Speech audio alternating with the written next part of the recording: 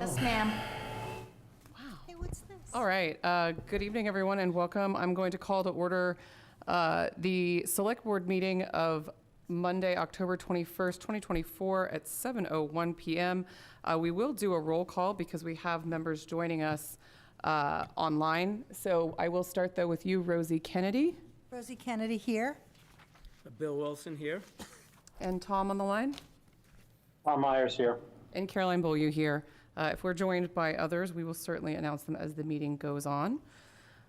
We have a packed agenda tonight, but we will start with our announcement of board openings. A couple of these are aging. So if you're online or you're watching this later and you'd like to get involved, we would love to have you. We have one opening on the Conservation Committee, two associate openings on the Council for Aging. After tonight's presentation, I feel like that will be an even better one. One opening on the Cultural Council, one associate opening on the FinCom, one opening for a 3-year term on the Hamilton Development Corporation, two openings for 3-year terms, two openings for 2-year terms, one of which must be a resident of the Historic District and one must be a resident realtor on the Historic District Commission. I'd love that one to get filled because it's very hard to say. Good job. Thank you. And one at-large opening on the Human Rights Commission. At this point, I will turn to Select Board and Town Manager reports. Rosie, anything to report this week? You know I always do, but in the interest of time tonight, I'll defer. Oh, perfect. Appreciate it. Bill, anything from you? Just quickly, HDC is here this evening, so I'll defer on that piece. School committee did meet on October the 10th. They went over their protocols, went over their superintendent goals, brought up some very important dates that are coming up. Joe, you may be aware, but regarding the FY26 budget, from a backwards calendar perspective, February 6th is when they're going to have their final budget approved. On January 2nd, they're looking to have a tentative budget approval from the school committee. And there are two quintuple board meetings that they'll be looking for people to attend, select boards, FinComs, finance groups, town managers, et cetera. Those will be November 20th and January 15th, just like we did last year. Just call out, they did speak a bit about the athletic facilities, slight slip in that to August, but things are still moving on that. Initially, I told you guys July. That's one of the superintendent's major goals. They did walk through, they shortened his number of goals due to the elementary school and the athletic field design.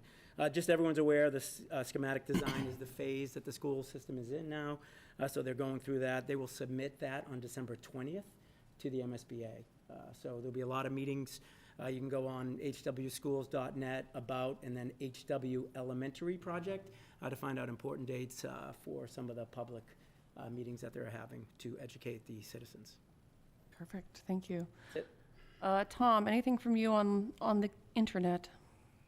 Nothing for me tonight, thanks. Awesome. All right. I will just give a quick update. We, as folks know, we continue to be in conversations with the seminary, Garden Conwell Seminary, about the sale of the apartments. We had a meeting with the seminary, Rosemary and myself, not the Friday that just passed, but the Friday before that. We feel very good about where the conversations are going. We've had great conversations with the abutters as well, and we continue to move forward with them, I think, with a lot of optimism about the opportunity there and how we can make that happen while also really doing something right by the abutters and the town as well. So more to come on that. I'm not trying to be vague. We haven't finalized the development agreement, and I don't want to say anything either wrong or out of turn, but those conversations continue, and certainly happy to talk offline with anybody who'd like to learn more about it and where we are with that. And also Treat Bakery opened. I feel that's only fair to say, as they've sent cookies for us. Anything from you, sir? No, we'll be working on the town manager report the rest of this week, and we'll have it out to the select board and the residents before Friday, or on Friday. Perfect. All right. Next, we will move to public comment. This is 3 minutes per person, either in the room or online, on a subject or item that's not on the agenda. Again, if it is on the agenda, I just ask that you wait until the agenda item comes up, at which point we'd be happy to entertain questions or comments. So do we have any public comment in the room? Jeff, come on up, tell us where you live. Jeff Austin, 50 Sharon Road, South Hamilton. Speaking as a resident, is there any conversation tonight, forgive me, I don't know the agenda tonight. Is there any conversation tonight on the conversation about form-based coding? Not And- here tonight on our agenda, correct? No. Okay. Yeah. I no. wonder if there's been any conversations or consideration by either HDC or the select board on the impacts, positive or negative, of deferring the form-based code till next year after 3A is decided. And I only ask that because I went to the last UTL meeting and it's not as volatile as it was. There's still a lot of confusion over where 3A overlays, where the form-based code fits in, all of that. And I think that you'd have a lot better success markers and people being open to listen to form-based code if you wait until after the decision of 3A and all that falls, either fails or succeeds on its own. Yep. So I didn't know if there would be some consideration by either one of those boards on that. Yeah, and typically we don't respond, but I do feel there have been a lot of conversations back and forth about that exact subject. And I think the challenge continues to be that if we do have to move forward with a 3A proposal, we would want that 3A proposal to be intertwined with form-based code, but we would also like to move forward with form-based code without 3A. And we don't know how to strategically move forward both of those conversations in concert. And so it's like, I agree 100% with your comments, but when we explore looking at it without 3A at all, and then the 3A conversation does come back around, we're sort of caught in a situation where we haven't looked at it through the lens of form-based code. But I mean, happy to have more conversation if you have put so many strategic Yeah, one thoughts question I in had that. on that is, and maybe I'm misinformed, I thought that if we had form-based code in place, 3A doesn't necessarily have to adhere to that. So would it, am I wrong on that? It should have to adhere to any, it's by right zoning, but it still has to adhere to all of the existing, like, code that we have in, code by law and regulation that we have in the town, subject to the build of the project itself. It's just that they don't have to apply for a special permit in order to put multifamily housing in that zone. Okay. So that's why we've been hesitant to pull them apart, because in order to put forth, a compliant plan, if that's what we end up doing, we would want it to be through the lens of whatever form-based code that we've been putting together. Okay, I would hope that you guys would still consider, only because in those utility meetings, there's still a lot of, you see a lot of people saying no, no, no right away because I know. they see 3A, they see the circle, so. I appreciate it. Thank you for consideration. Yeah, no, appreciate it, thank you.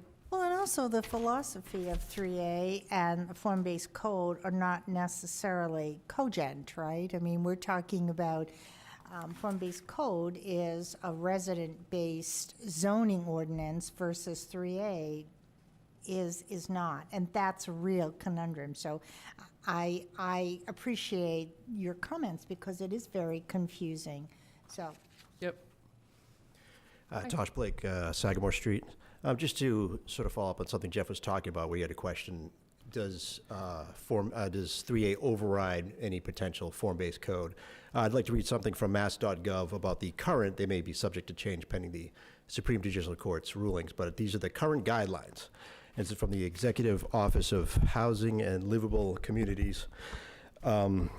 Section 10 under the 3A guidelines, ongoing obligations, rescission of a determination of compliance. So this is where the state could say, well, you have a plan, but we don't like it. So line 3, the MBTA community, Hamilton, enacts or amends any bylaw or ordinance or other rule or regulation that materially alters the minimum land area and or the multifamily unit capacity in the multifamily zoning district.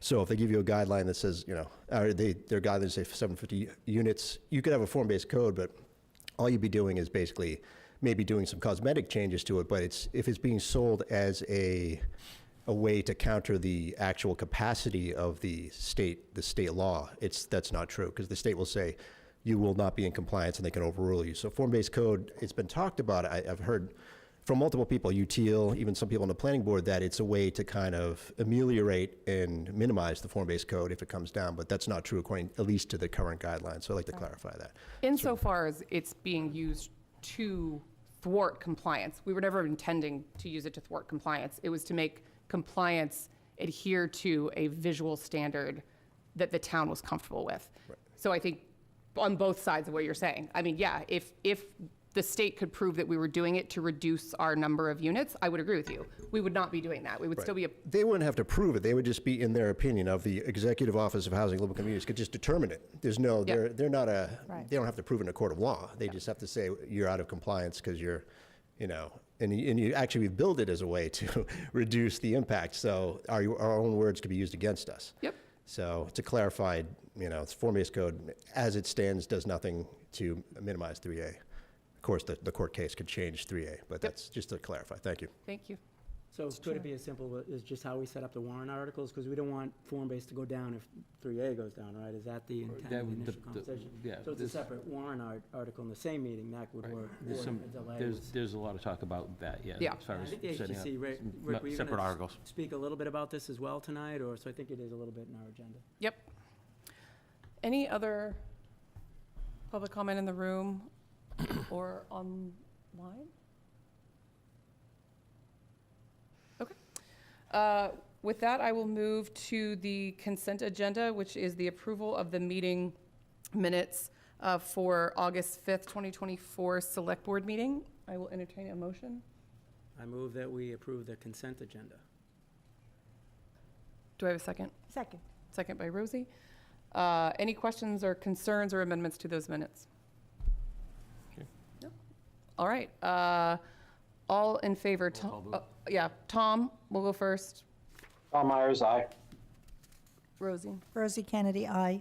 Bill. Bill Wilson, aye. And Caroline Beaulieu, aye. All right, next we are going to go into joint meeting with the HDC. Is there a quorum of HDC? Do we need to call? If they're a quorum, they should call them. You have Scott on Zoom, I believe? Yes. Yep. Yes, Rick Mitchell, 36 Rock Maple, and Chair of the Hamilton Development Corporation. And I want to call to order the meeting of the HDC. We have Angela Arvanites and Scott Mattern and myself. That's a quorum, 3 of 5. And then hopefully after you approve Chad Smith, we'll actually have 4 people. So Angela Arvanites, here. Scott Mattern. Here. And Rick Mitchell here. All right, well, thank you for the opportunity to speak with you tonight. First thing on the agenda, we were hoping that you would approve Chad Smith as a new member. Actually was an existing member, but because of an administrative snafu and getting an application in late, we need to redo that. He redid his application, and the HDC voted to forward his nomination to you, and hopefully we get your approval. And Chad's here tonight if you have any questions. Chad, would you like to come up so we can grill you and make you feel uncomfortable? You're all set? Okay. I will start with a motion to approve a reappointment of Chad Smith to the Hamilton Development Corporation.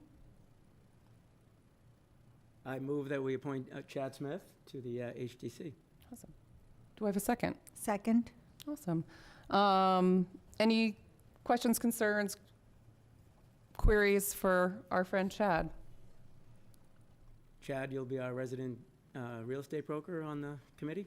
Yeah, that's the Historic District Commission that needs. Would you also like to other join the HDC needs Historic the District Commission? Present realtor liaison. I think that's been vacant since I got on the board. All right, well, if no one wants to No, I think it's great, appreciate it. give Chad the 30, we always appreciate people joining boards. I will take a roll call vote for approval, starting with you, Tom. Tom Myers, aye. Rosie. Rosie Kennedy, aye. Bill Wilson, aye. And Caroline Beaulieu, aye. You are officially on the Back at it. HDC. Congratulations, and thank you for joining us. It does not hurt our feelings when you get up to leave after your section is done. But you have to stay for this. You're in it now, but after that, we're used to people leaving us. For better or worse, he's in it now. Yeah, it's, Okay. don't come complaining to us. Next item on the agenda is we're requesting that the Select Board enact a policy to ensure that the meals tax is appropriated in its entirety to the HDC every year. It had been done so for probably about a decade. And then in the last couple of years, that amount was reduced. The last at town meeting, it was reduced to $55,000. I believe the receipt this year was $70,000 or $75,000. So we'd like to bring that back to the full amount because we have some rather large potential expenditures coming up, which I will describe in a moment. And we've discussed this with FinCom, and they're entirely in support of that. We understand that at town meeting, we appropriate an amount, but in fact, we don't know until the end of the fiscal year what that actual amount is. So what we're asking is adopting a policy so that the full amount in arrears is applied to the HDC. And as boards change, you know, we seem to keep losing that policy and having to come back and ask again to reinstate the full amount. We've done so with the FinCom on their wording at the warrant article at town meeting, and they've agreed to continue that. So we'd like to get the select board to do so with the allocating the full amount to the HDC and adopt a policy so that it's known as people change membership on the select board that it's carried over and we don't have to come back again and ask for it. Was there a concern about not having an amount in the warrant? Is that why it was put at 55? The warrant requires an amount. An amount, okay. We had to put an amount in, and I don't recall what it was. There was a year there where receipts had been down. I think the 55 got carried over from the previous year. So you're going, I think what we've been doing since I've been here is trying to get as close as possible to what the previous year's receipts were. So Yep. they were asking for it in real time. So I think the wording that the FinCom has worked out is that there'd be an amount that would be in the budget, and we would fix that based on what the difference was. It's basically trying to do what we were doing before, is get them what we know was the amount from the previous year. So it's 55 plus whatever the difference was. Right. But they're not going to ask us to take it away if it comes in lower than 55. But there is no way for us to just put that it is No. contingent upon The law final requires there to receipts. be a dollar amount to be. Dollar amount, okay. And that can't be changed? The No, policy then, can't read yeah, then that's not something. the greater of the two? No. So we just want some policy that states clearly that it will be, the difference will be made up from whatever is approved at town meeting to the actual amount received at the end of the fiscal year. Can the policy just be that we tally it through free cash and the left hand gives the right hand the difference in the ledgering? Yeah, I mean, so I think what FinCom's proposing is that when we're working on the warrant article at that time, we know what the previous year's Yep. was, and we make it that amount. Right, I'm just saying if that amount is still low, can we then just have a policy that we pay the difference from free cash and then take the receipts and redeposit it into free cash? Well, this board can pass a policy and live by it, but a future board can change that policy. Right, but you're just asking us to do the policy. So we're okay with doing it we understand that it's a year behind, but the meals tax isn't going down. Got it. We know that. So if Joe takes the previous year and uses that amount, we're comfortable with that because we know it won't change more than probably $2,000 or $3,000 from year to year. We just don't want a low amount that was To used carry over. last year. So if we could have a policy that whatever the previous year's was, that's the amount that's approved. So we understand we'll be a year behind in actual receipts, but we're not losing out a chunk of cash. Yep. But then you're asking the townsfolk, the taxpayers, to supplement it if the No, I'm current. not asking that at all. If the current years don't meet the previous year's amount. Then explain to me, what are you saying then? Well, this is the. Can I add a little, Rick? Is that all right? This is the meals tax. It's Right. not a tax on the population. But you'd be asking the taxpayers to make up the amount from last year's. Okay, so you're asking us to approve a policy wherein the last year's meal tax would be the amount that we approve. So if the last year's meals tax are not commensurate with this year's amount that's taken in the meals tax, then how does that extra money get paid to you? Well, we should have. Can I offer something? This is Well, Scott. okay, so then you're saying that taxpayers would supplement that?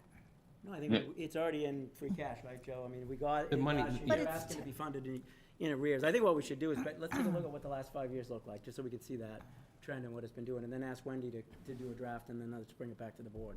It makes sense to me, but, go ahead, Scott. if you Yeah, want. Scott, what did you have? Hi, thanks, Caroline. I think it's all becoming too complicated from your perspective. The wording of the warrant is perfect the way it is. All that needs to happen is when the warrant book is built, we get from Wendy and the HCC can work with her and put in the actual amount that's been received to the town from the state. The town doesn't fund anything. This is by law, 100% of that is supposed to go to the HDC. None of it's supposed to stay in the general fund of the town. The town is merely a transfer agent for this money. So what we've discussed with the FinCom, they're totally comfortable with this. We're comfortable with it, is that the amount that's been collected, actually transferred in the fiscal year to the town, we'll get that number from Wendy and we'll put it in the warrant article. So there's nothing that needs to come and go out of free cash. There's no taxpayer implication. It's cash in that's come from the state that's due to the HDC, and that's what the warrant article would have as the amount. So I'll just correct you on one thing, Scott. There is no mandate that the town of Hamilton has to give HDC its entire meals tax revenue. So wanted to make that clear. Well, I'll make it clear, there's a state law that governs this too, that the state enacted. We adopted big elements of it locally for exclusively this purpose. I would like to see that in writing because it's my understanding that the enabling legislature allows the town, if they choose to give the meals tax to the HDC. So just to simplify, it's a bit of a gray area. The state law doesn't require it to go, the state law doesn't require it to go to the HDC. right. But when the town passed it when the town passed the local option meals tax at the town meeting where they did that, they told the town meeting voters that it was to have that money go to the HDC. Now, the state does not require, That's right. one town meeting cannot create a mandate for a future town meeting. So just because that town meeting passed it with that promise doesn't mean future town meetings have to abide by that promise. But the town has been operating in that way since they had that discussion at town meeting in good faith with what they had promised at town meeting. But there also has been a lot of controversy about that, so Yep, there I has. So- just think we need to make it clear that it is not a mandate. We are not obligated to give the HDC the meals tax revenue. It could just as easily go for uses within the town, so. Yeah, I would say two separate conversations here. In the spirit in which we have been operating to date, the question is, can we, in that same spirit, make sure all of the money goes to y'all? And I think that's one question. I think, Rosie, if you're saying you would like to reopen the discussion about whether or not the HDC should be getting all of this money and formalize or revisit that I think is a separate conversation that we can bring up separately. But if the idea when we passed this was that the money was always supposed to be there, there was a clerical reason that we changed it to the 55, and now we're asking if we can ensure that in the spirit of the intentionality of this thing, we continue to give you all the money. I certainly think we can look into that. That seems very reasonable to me. I was actually, I think, confused at the beginning. I thought that the problem was we didn't have that dollar amount. No. But you're saying we have that dollar amount, we've For the just, previous year, not for the current year. Got it. So we can't, I can't say, we're doing the budget for FY '26 starting soon. I can't look into the future and say, this is how much revenue we're gonna take in the FY '26 meal tax and give it to the HDC. All I can do is look back. And Yep. say, this is what we took in FY '25, we can offer them that. Well, so then there's one of my comments, what if we take in $20,000 less in the meals tax than we took in last year. How does that money get made up if we're In town putting in? warrant, we're not asking for what was in the budget, we're asking for what was in the receipts. Right, so, No, so this okay. year, so Right, when I for do last FY20, year's. when I do FY26 budget, we'll look at the number that we took in for FY25 and put that number in the warrant. And actually, we won't be able to do that because FY25 won't be over. We'll be looking at FY24. Correct, Closed. correct. We'll be taking the money that was actually taken in FY24 and offering that as the budget amount. You're And then- actually- And then if FY25 comes in less than FY24, the following year, that number would also be the same number that we took in. Okay, So you're actually appropriating the real amount From 2 years ago. that was received by the town. And Okay. That number is actually a year behind. Right. I understand that, but we're appropriating it for the coming year is my concern. You're appropriating money this year that was taken in last year. Correct. But the This money year's- doesn't need to be floated. It's in free cash, I would imagine. Yeah, well, Right, That's the- what I the- meant when I said it's in the budget, it's there. And then it yeah. corrects itself, because the same thing can happen. We could say that you're gonna get 20 and they get 40. Right. And then they're doing the opposite, right? There's $20,000 of cash being floated through the meals tax. So I think the idea is that it has its own governorship. Okay, so, and just to get back to, the money is not mandated to be given to HDC. I have concerns about making a policy with no ability for residents to have any input in this, because there has been a lot of discussion at town meetings as to whether we should be continuing to fund the HDC, which by the charter is not a town entity. They're an independent Well, excuse me, nonprofit. first of all, there hasn't been a lot of controversy about funding the HDC. Second, it is a part of the town. It's a public nonprofit created at the request of the citizens of the town and enabled by statute. And we are a functioning part of the town. We are a separate department. It's a public-private entity. We're a private nonprofit. That's right. We're not a private entity. We're a public nonprofit. I appreciate the spirited debate very much. I think that I will go back to what I said before. Insofar as the request is under the spirit of the existing position to get the receipts, we can move forward having that conversation. To your point, if we would like to bring up an agenda item to ask the question about the history of the receipts going to HDC and whether that money should go elsewhere, I would like for us to table that discussion for another time. Perfect. That's fine. Thank you. Is there any motion or vote that goes here, or is this a conversation with Wendy No, and the this- board that we I mean, can- they're asking you to support it, and if your decision is that you want us to support it, we'll draft a policy, we'll have you draft I a think policy. to Rosie's And then it'll come back at a future comment, I meeting think for we vote. just need to make sure that it's in this, when we are budgeting for the HDC, again, under the assumption that it is done for this. We're not codifying the transfers year over year. That's not what this is intended to do. I think that as long as it's clear that the policy is, if we are looking for budgeting receipts for HDC, we use prior year receipts. But that does mean that if we choose that the money does not go to HDC, we're not codifying that relationship in the policy. Right. I mean, that- town meeting can always vote to change its mind. So that's not overriding the will of the voters. It's just a policy under the existing agreement that the monies will be transferred in full based on the previous year's receipts. It's There has- really simple. There has been no agreement. It has been that we do it every year. There is no policy. We just vote on it every year. And obviously, my opinion is that we should continue to let the voters decide at town meeting, and we should not That's make a fine. policy that automatically presumes that HDC will benefit from those funds. Yeah, there are two separate arguments, and town meeting always gets to vote on appropriating those funds, and that's never been in question, and this policy isn't designed to override that. It's really designed to manage the flow of cash that under current town meeting approval flows to the HDC. It But we- doesn't override the But voters. we use that anyhow, we use that figure anyhow, don't we? We use the previous year's figure when we're inserting a number into the warrant. Right. So then. No, we, can I add, no, we do not. And that's the point. Yeah, we've been So we're using this trying to have a 55,000 policy number. of No, the it's actual 55,000. prior year's receipts and moving to the HDC. I would recommend for the select board, to move things along, there's other topics to talk about also, I know that you want to hear about, that FinCom's totally on board with we had an in-depth discussion with them. They're the ones who recommended that the town have a policy regarding this. It's not in the spirit of what you are recommending or concerned about, Rosie, so it doesn't interfere in that at all. So I would suggest the warrant article language doesn't need to change. It's moved with so much support in our town that it's now just a consent item, that we continue how we're doing things. We're just asking that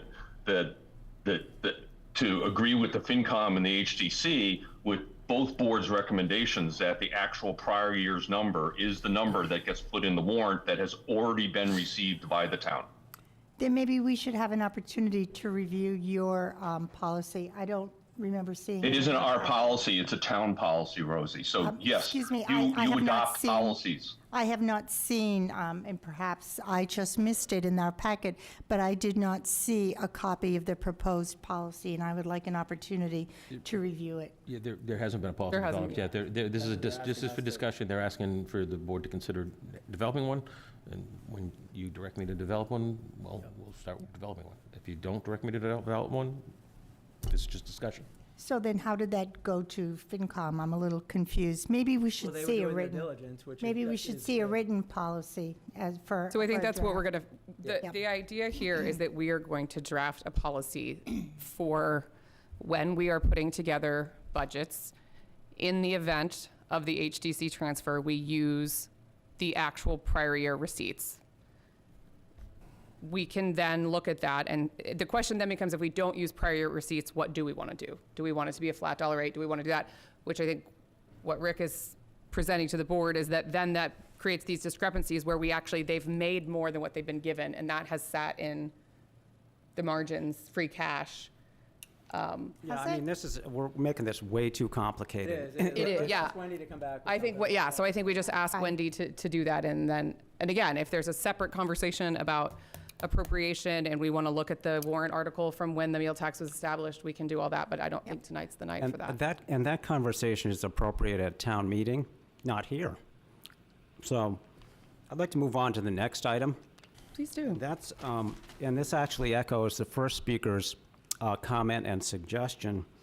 And I make this based on the fact that the HDC is contributing $25,000 to the form-based code. Actually, 33. 33.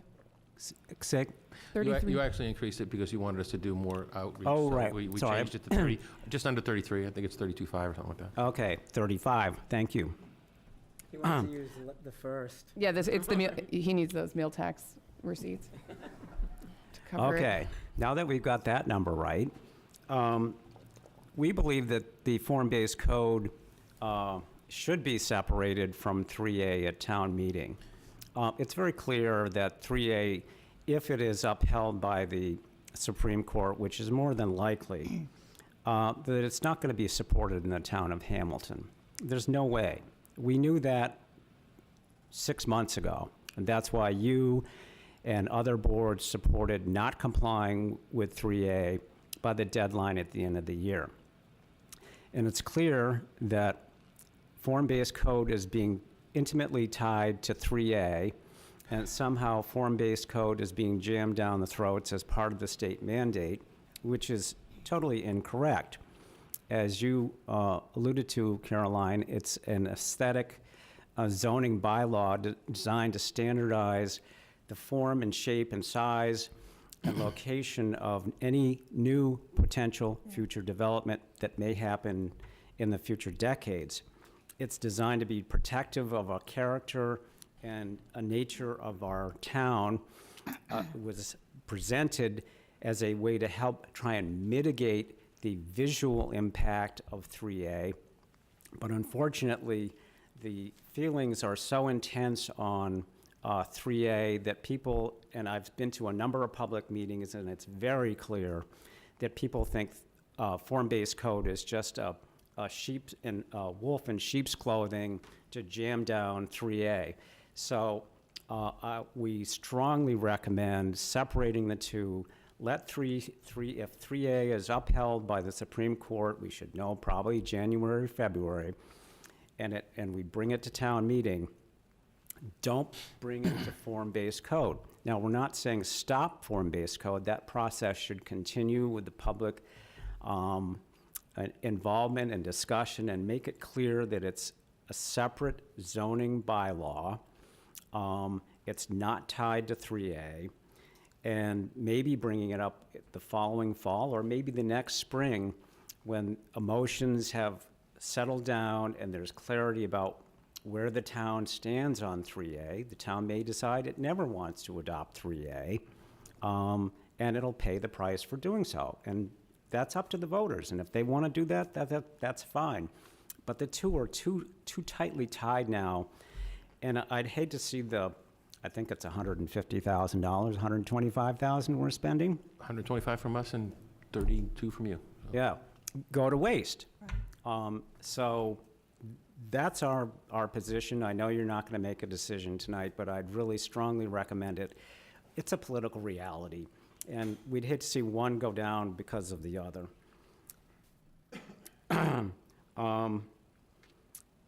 Rick, I totally agree with you that it's good for them to be separate, because form-based code is really a very inclusive zoning bylaw that will allow the residents in town to plan the future. I think that's a wonderful idea.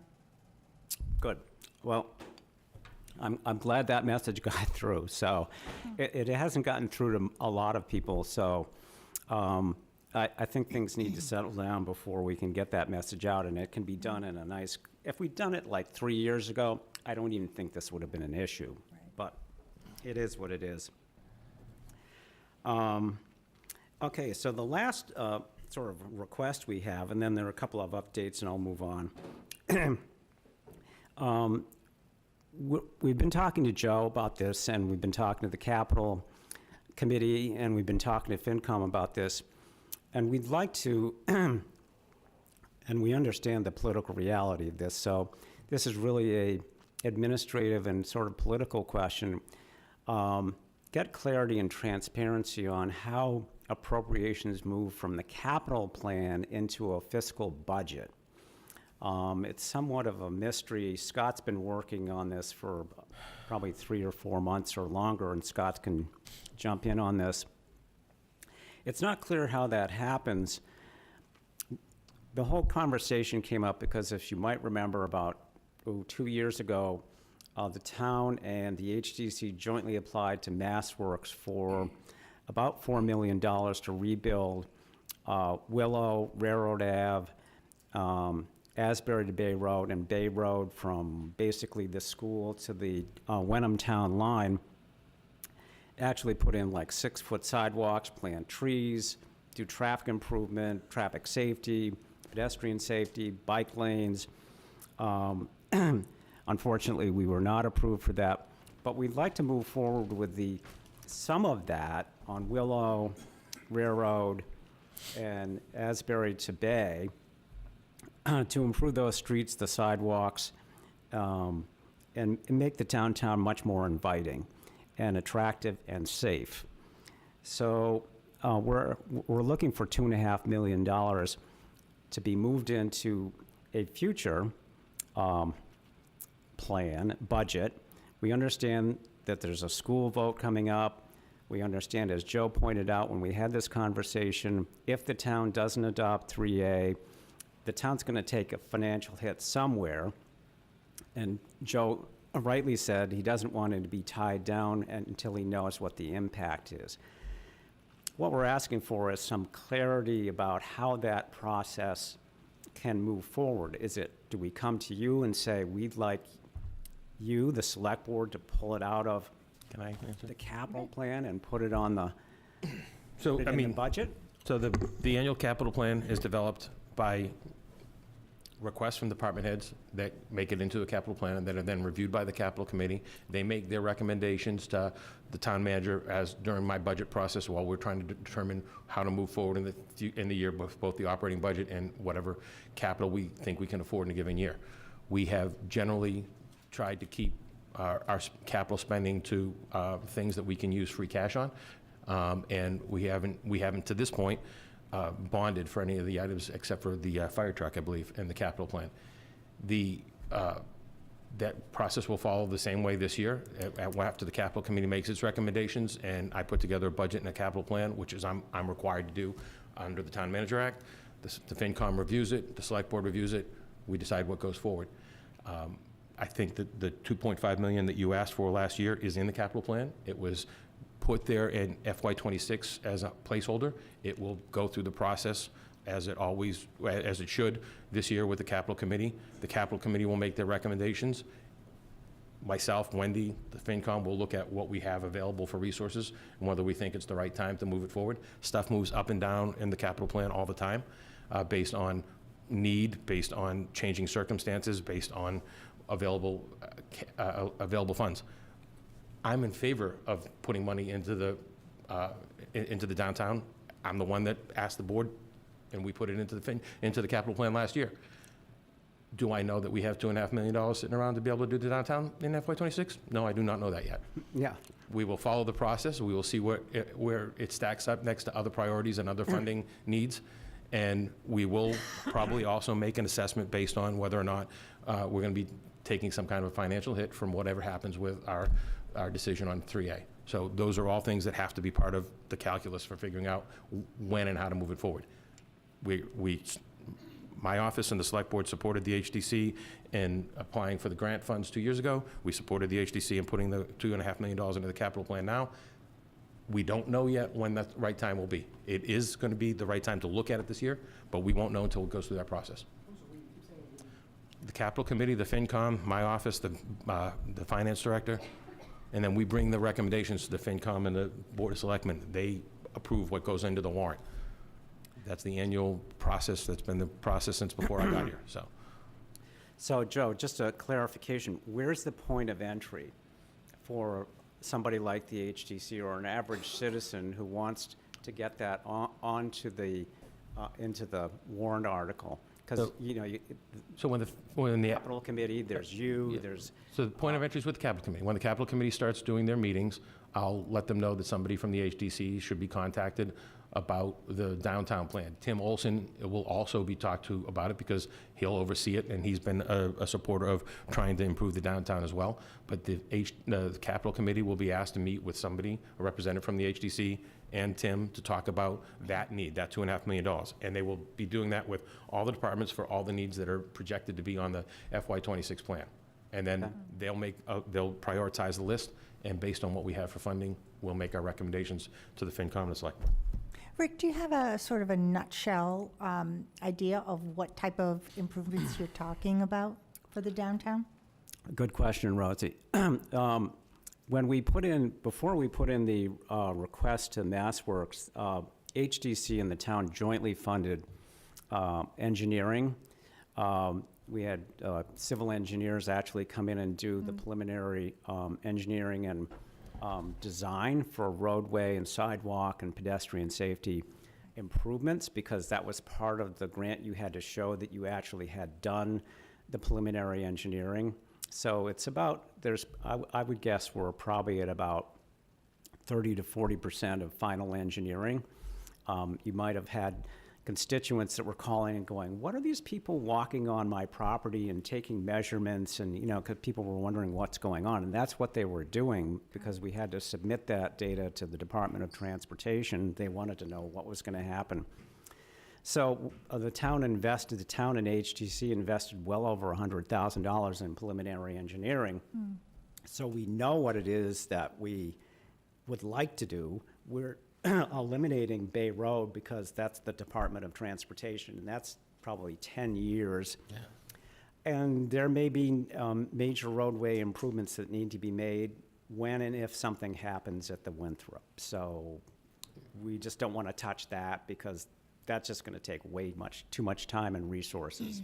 and many of us may not be here when that actually comes to fruition, so. Yeah, okay. Quick updates, Wi-Fi downtown. Angela Arvanites, who's here, has been working diligently for probably, 3-4 months, trying to put together an RFP, talking to various other cities and towns and getting templates. But we keep running into roadblocks. And I know Scott has been talking to Bill about this, and Bill, I'm going to turn this over to you because you had a conversation with him and you're more up to date on the technology than I am. Yeah, so I had presented as well to the board, our discussions earlier, a month or two ago. I'm curious what other towns, what other RFPs you've seen, because I do think that's the next step, as I told this board about a month ago, whether it's fixed wireless or Wi-Fi or cellular, in a lot of different towns. I think I sent you a copy of Wellesley, what they did downtown. My recommendation, I think this board has decided they want to get involved as well. I guess I would recommend that potentially this move into a joint RFP process with your team and Joe and team, and try to get this forward. We'll look at all the different models that are out there, decide what to go forward with, but something should be done. We're not going to get another cell site in town, so some other smaller solution, I think, is a solution at this point. So, Bill, how do we functionally do that? Should Angela be talking to you, or? I just caution a bit because I'm in the industry, and I know a lot of the players and the people you're probably sending this to. I can give you guys a lot of information, but then I think maybe working through somebody on Joe's team, I'm certainly there to help consult, but I would caution too much involvement. Yeah. Does that make sense? I don't think I have somebody on my team. I think that'll wind up being me. I mean, I'm happy to. If you guys can- Myself and KP Law if probably someone could draw a helping. line on what I can or can't do. Yeah, I just wondered if we could have this sort of a preliminary meeting where Yeah, we sort sure. of just get all our heads together and understand where we are as of right now and then figure out how to move forward. Yeah, let's do that. I'd like to do that. Yeah, if you can send us some dates that you'd be available, I'll check what's good with Bill, and then I can bring myself and Bring KP Law. somebody in from the industry who's been involved in it, like I did at one of your meetings, and they can really do a deep dive and kind of give us options and Yeah. next steps. And All right, I'll send, Rosie had actually connected us, but you probably haven't seen the email yet. yeah, But I'll loop Joe in and we'll. okay. Thanks. Let's do that. Thank you. good. And the HCC would be willing to contribute whatever, some portion of the cost of doing this, so, because it's a big issue downtown. Yeah, no, I think even after, Bill and HW Cam reached out, they're very interested. They said they could help as well. So I think we've got a lot of interested parties, and I think maybe a joint RFP is the way to go on this Good. between the entities. So I also- let's find some dates. I think if you just publicly disclose you're free to continue in the work as long as you've made a public disclosure of any. Yeah, you just won't be able to be a part of any of the bidding. You can't do the groups or bidding, anything but I like that. think You up can't- until You then. can't have that benefit you. Yeah, if we Yeah. put those parameters around it, I'm happy to help as much as I can. Yeah. Great. Okay, just two quick last items is the downtown pocket park. We finally negotiated an agreement with the condo association. It's taken more than a year, but we've got an agreement with the condo association that owns that piece of property that will grant us a license that would allow us to develop a pocket park. And this gets back to the money question. When we originally did a design, the estimate was about $150,000. That would be something the HCC would pay the entirety and then have to maintain it. Excuse me, I'm going to lose my voice. So that, I want to just let people know that's happening. We're going to have our next meeting. We have to take out liability insurance, and we have to figure out how to maintain that. Maybe we can work out a deal with the town. We don't expect that it's going to be a big thing. It would be redesigned to open it up, have benches, make it a little bit more friendly downtown where people can actually sit and reside and maybe enjoy spending a little more time downtown. And then finally, Lamson, you may know this already, Lamson Oil is for sale for over $2 million. It's been on the market for over a year. We've talked to them about potentially buying it like we did with Willow Street. No, I've got one, thank you. But thank you. this is my self-limiting, it's going to shut me off in Planned obsolescence. much to your benefit. But we can't afford that kind of money. It wouldn't produce any kind of rent for us that would allow us to take out a mortgage on it like Willow Street did. So this is just sort of an FYI, excuse me. These kinds of things are going to come up. You know, for example, Dodge Tree may come up at some point. That's a perfect place for development. We need to sort of talk about and when and if it happens, maybe coming back to you and how the town can figure out how to have more control over these kinds of things, because when they occur, there's great opportunity to protect the downtown and also potentially develop either more housing or some increase the tax base. And so I just wanted to bring that up. That's just an FYI. They've been in negotiation for over a year. And they still don't have an agreement, so I don't know what's going to happen with that piece of property. It's about a half acre assessed at $600,000. But that whole end of Willow Street is ripe for redevelopment. So that's it, Process to speak to all the business owners to kind of stay ahead of it. So like this, you said it was a year ago. Like, do you guys get ahead of that to be involved in those discussions? Yeah. Or is there a way to? Yeah, that only came to us, we only found out about it by happenstance, so it wasn't like they reached out, they didn't talk to anybody, Yeah. and it wasn't generally advertised that we're aware of, Okay. so it's just an FYI. So that's it.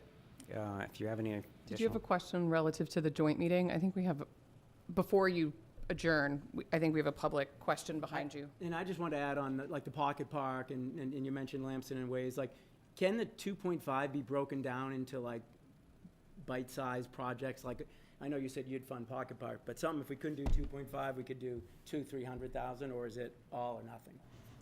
I'm sorry. Your 2.5 capital that you're asking to go out of the strategic roadmap Oh, into a fiscal I think that's plan. something that the capital committee will look at and Yeah, I'm and try just to wondering, understand. like, when they asked about the process, like, does it go to them in bite-sized pieces or one big number? No, it would go all at once. I mean, again, because there's efficiency of doing it all at once. Otherwise, you're having to go bid it, design, bid it, build it, and go back and do it. And it doesn't make sense with road work because you'd be chopping up roads. Yeah, and there's some, yeah. It's just a harder number. Like you said, there's a lot of stuff going on right now. Rick, would that be combined with Chapter 70 funds, the road repair funds? That's a good question, Rosemary. I don't know. That's kind of a question that the DPW director would help us with, because he may be budgeting that money for other road work. But we're just talking about advancing the money to get that discussion going. I better let this question be asked before I lose it. You need water. I think your wife has a water bottle that she's keeping from you. Oh, there's something under your chair. She wants Mine. some stuff. Oh, it's yours. It's not water. Deb Safford, just a quick question or comment. In just listening to the earlier comment about with UTIL and 3A, if the town is spending $158,000 for this consultant, the warrant article was for downtown, but the detail, the fine print was to weave in 3A and how to make 3A work. So part of their charter, their mission, their RFP, was specific to weave in that whole thing, all of 3A. So for us to say, like, we want to pull 3A out, I'm not sure that's possible, because their contract is to allow the 3A to be in there. So the contract and the arrangement would have to be altered.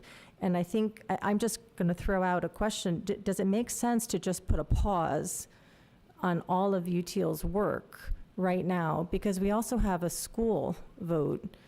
And, if we have a Lamson property, or like if we have other things, I just wonder if it makes sense to not spend the money and not get the biggest bang for your buck, because in my opinion, God forbid the school change, right, and it get consolidated, then we would definitely want to have some structure and vision for that UTIL would be good to work with for that and setting up a code, right?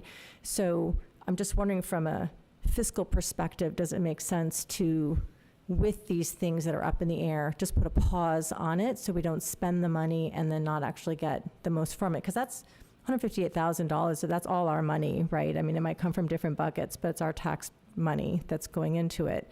I just want to make sure we get the most out of it. So sort of two-prong. One is 3A can't really be taken out unless we change it, and then we should pull back some of the funds because that would be part of it, or should we just pause it? I just want to throw that out. And any plans that we're doing for $2.5 million with the HDC, I would hope that the form-based code structure would be part of that. You know, if you're changing sidewalks and plans, I know from working on the advisory committee that they're doing a lot of thinking about what that looks like. And I would hope that kind of marrying those two together at the right time would make sense. So we're not sort of doing one vision and then the form-based code comes in with another kind of construct for what the downtown looks like. So just a few things to add to that discussion, please. Thanks. I'm going to let you take this. So, trying to think.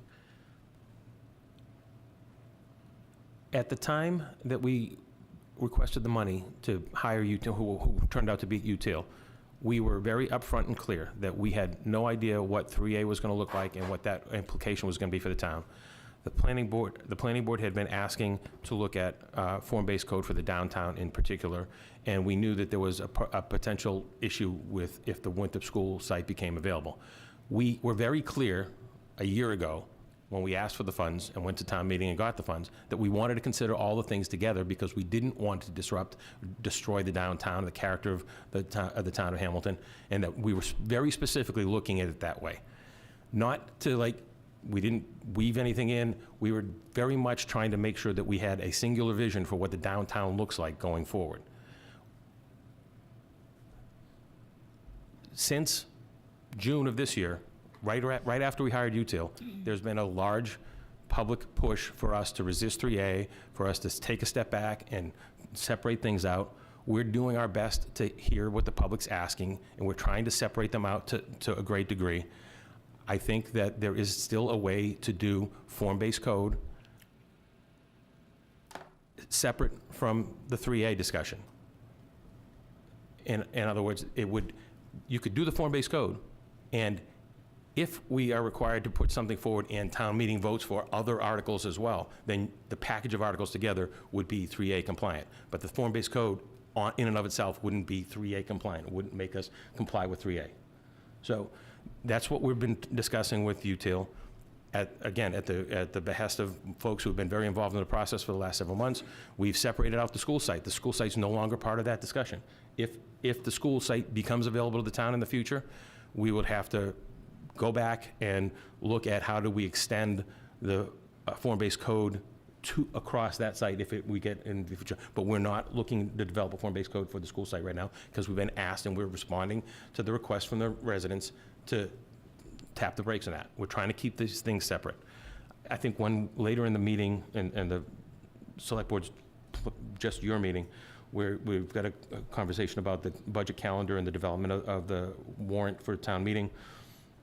I was planning, based on what I knew HDC was going to bring up tonight, planning to initiate a discussion with the board about the possibility of separating out 3A stuff from the regular annual town meeting and planning to have a special town meeting at a date after town meeting. So that, because we've got the school building committee issue is going on its own track, and we have to, by law, have certain votes by certain times. So the school building issue will be at that annual town meeting.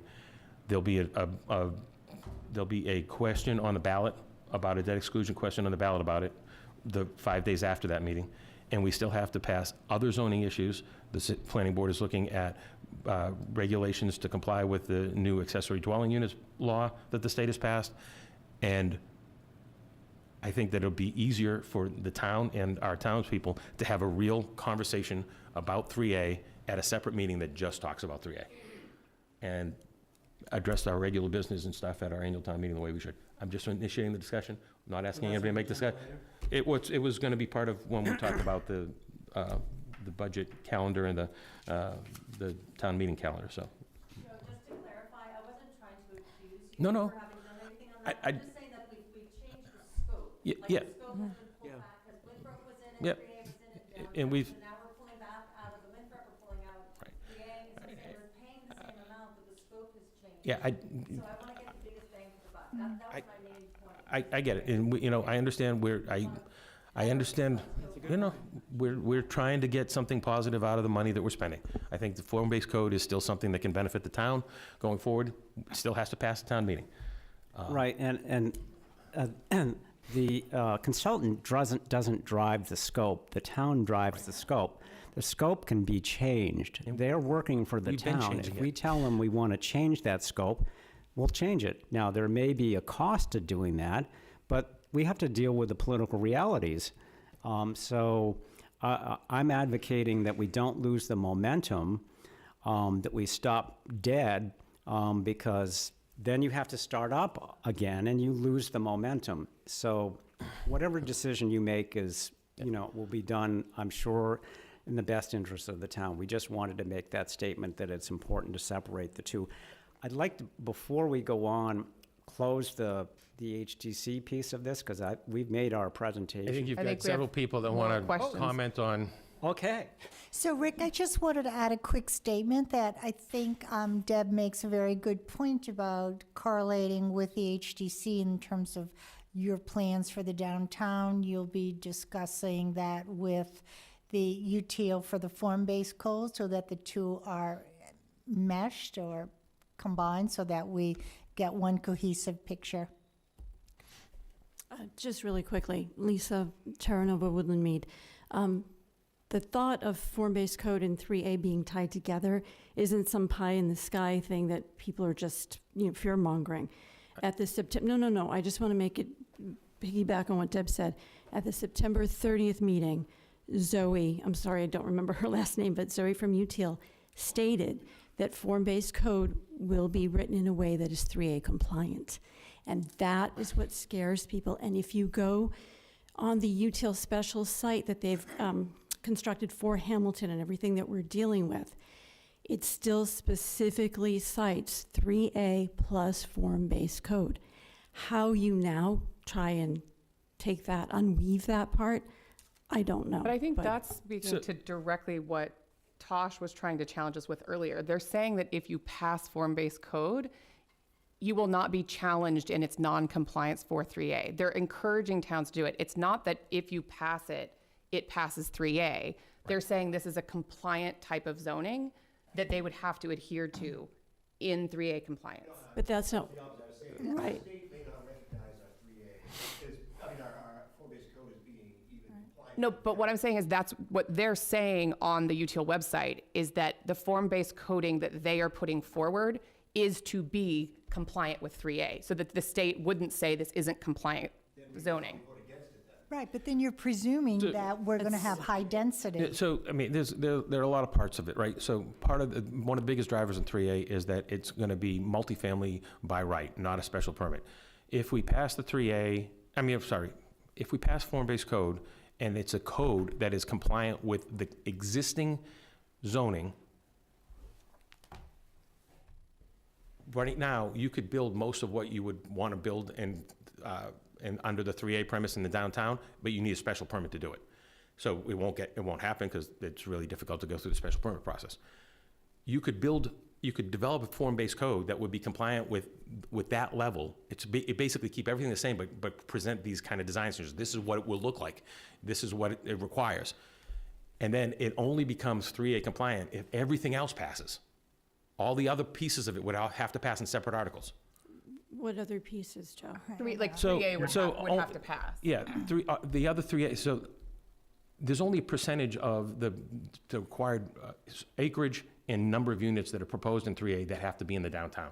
So it's 743 units or whatever it is, but only 20% of those have to be in the downtown. A lot of the problem that a lot of people are having with 3A is that it would take town control and give it to EOHLC. Give it to a state agency. Why? I- Why do people think that's the case?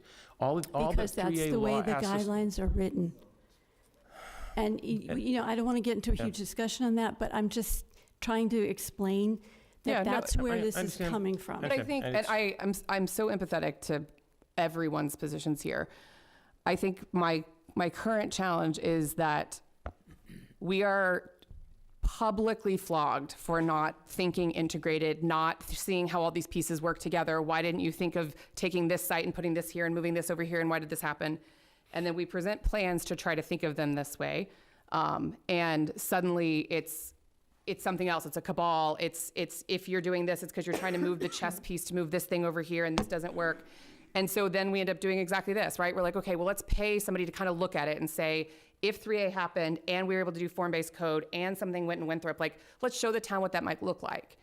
And then everybody comes in and says, you know, not in my backyard for this, pull this out. You're only doing that because you want this thing to go over here, so we don't want that in there, and we pull it out. And then we're literally back at square one, where we have 25 different projects that are all completely isolated, that cannot be contingent on one another, that we cannot bring money over from one thing to the other.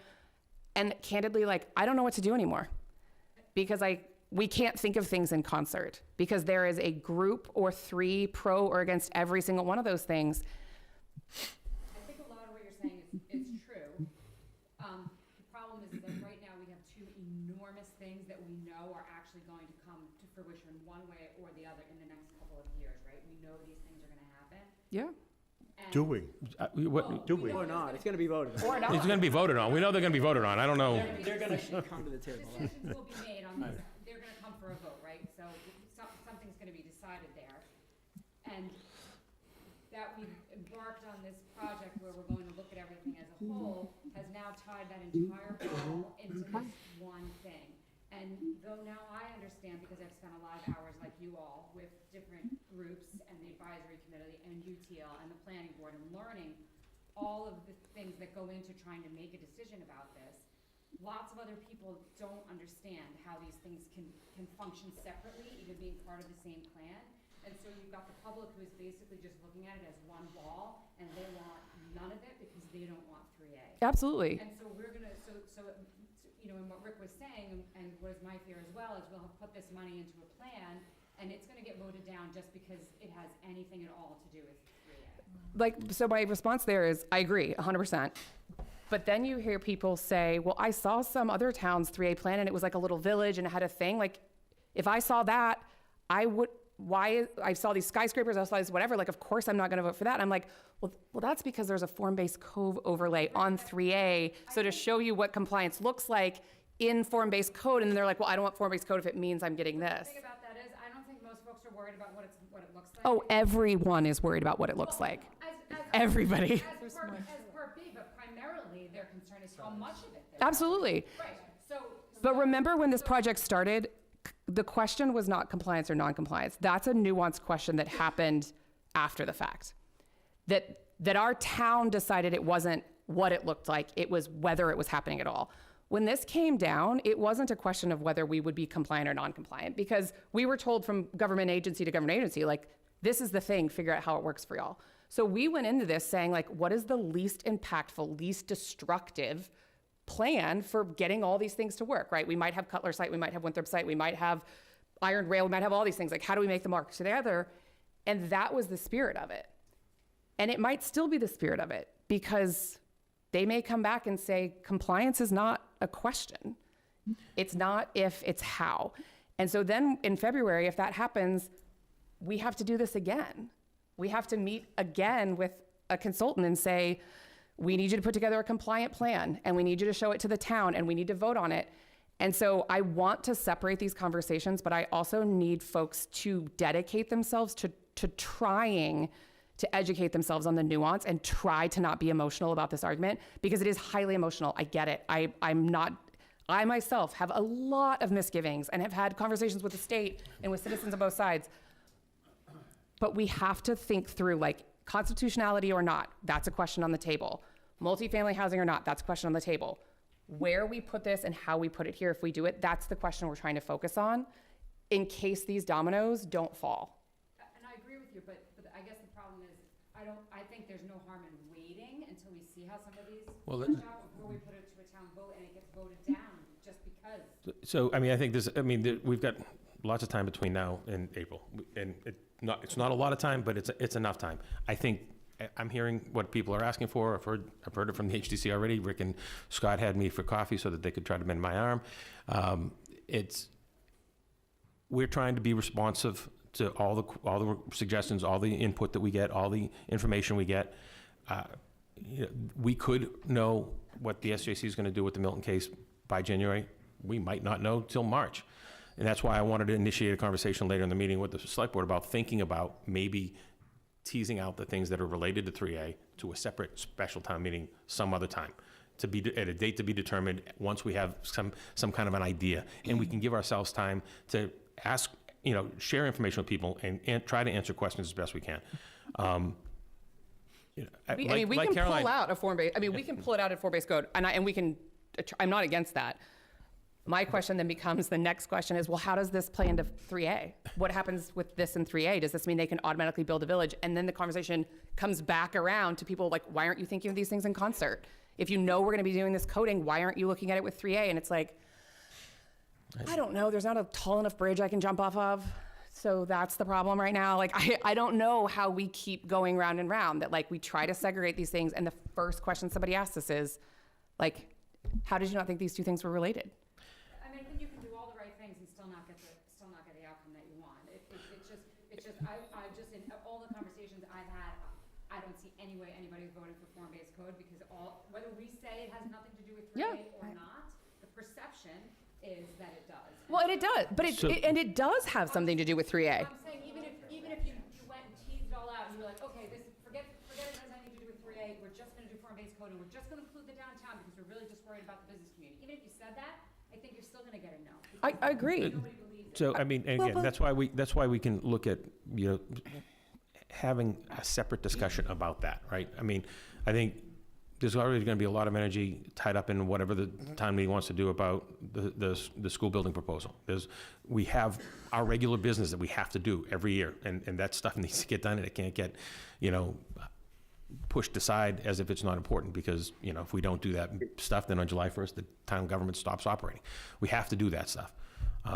And I think that it's important enough issue, and there are enough people who have enough questions and thoughts and concerns about it that it deserves its own meeting. But that's up to the select board and the town moderator to make that decision. All I can do is raise the question and see what people So think. I just wanted to make a point that when you talk about even the least bit incorporating 3A into the form-based code, and you've made the statement that only 20% needs to be downtown, well, that's about 145 units with, we don't know how many bedrooms. So I think that's a pretty big ask of the down. Plus Wenham's 20%.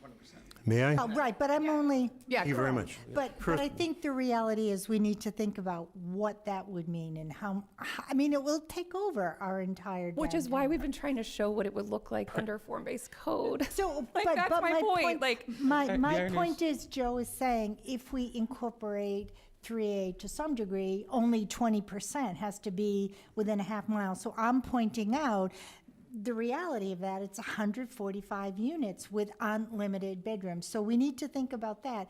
And the problem with that is it's a shot in the head to form-based code if you try to put that into the form-based code, if you try to get the 20% of 3A into the downtown. That's my point. Go ahead. I'm sorry. First of all, thank you all for your service for the town. I appreciate it. I've been here for about 20 years. My name is Ed McCarthy. I'm on Cunningham Drive. I'm a direct abutter to the Cutler School, and I truly appreciate what you do. And now it's your time to shoot the messenger. The people of this town have been wonderful on stepping up and appropriating the funds and voting. When we needed a new fire station and police station, I personally went around the neighborhood. I had a police officer that lived near me, and I knocked on some doors trying to rally support to get the votes for something that we really needed. So we need 40B compliance. We need good water infrastructure. We need water treatment plant improvements, elderly housing.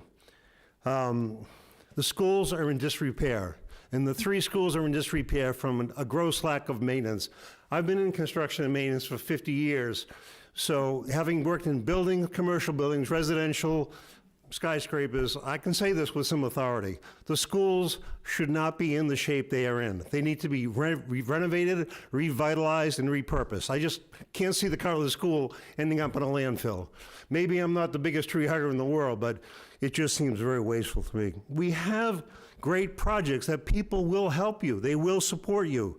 But to me, as somebody who's put a couple $100,000 out of my wallet into the tax fund, form-based code is a beautification project of downtown. We have serious infrastructure issues to answer. So my point is, the 3A and the form-based code, those are really should be the least of our concern as citizens in this town. We need to take care of the basic infrastructure, maintain the schools we have, take care of our fire and police and our teachers.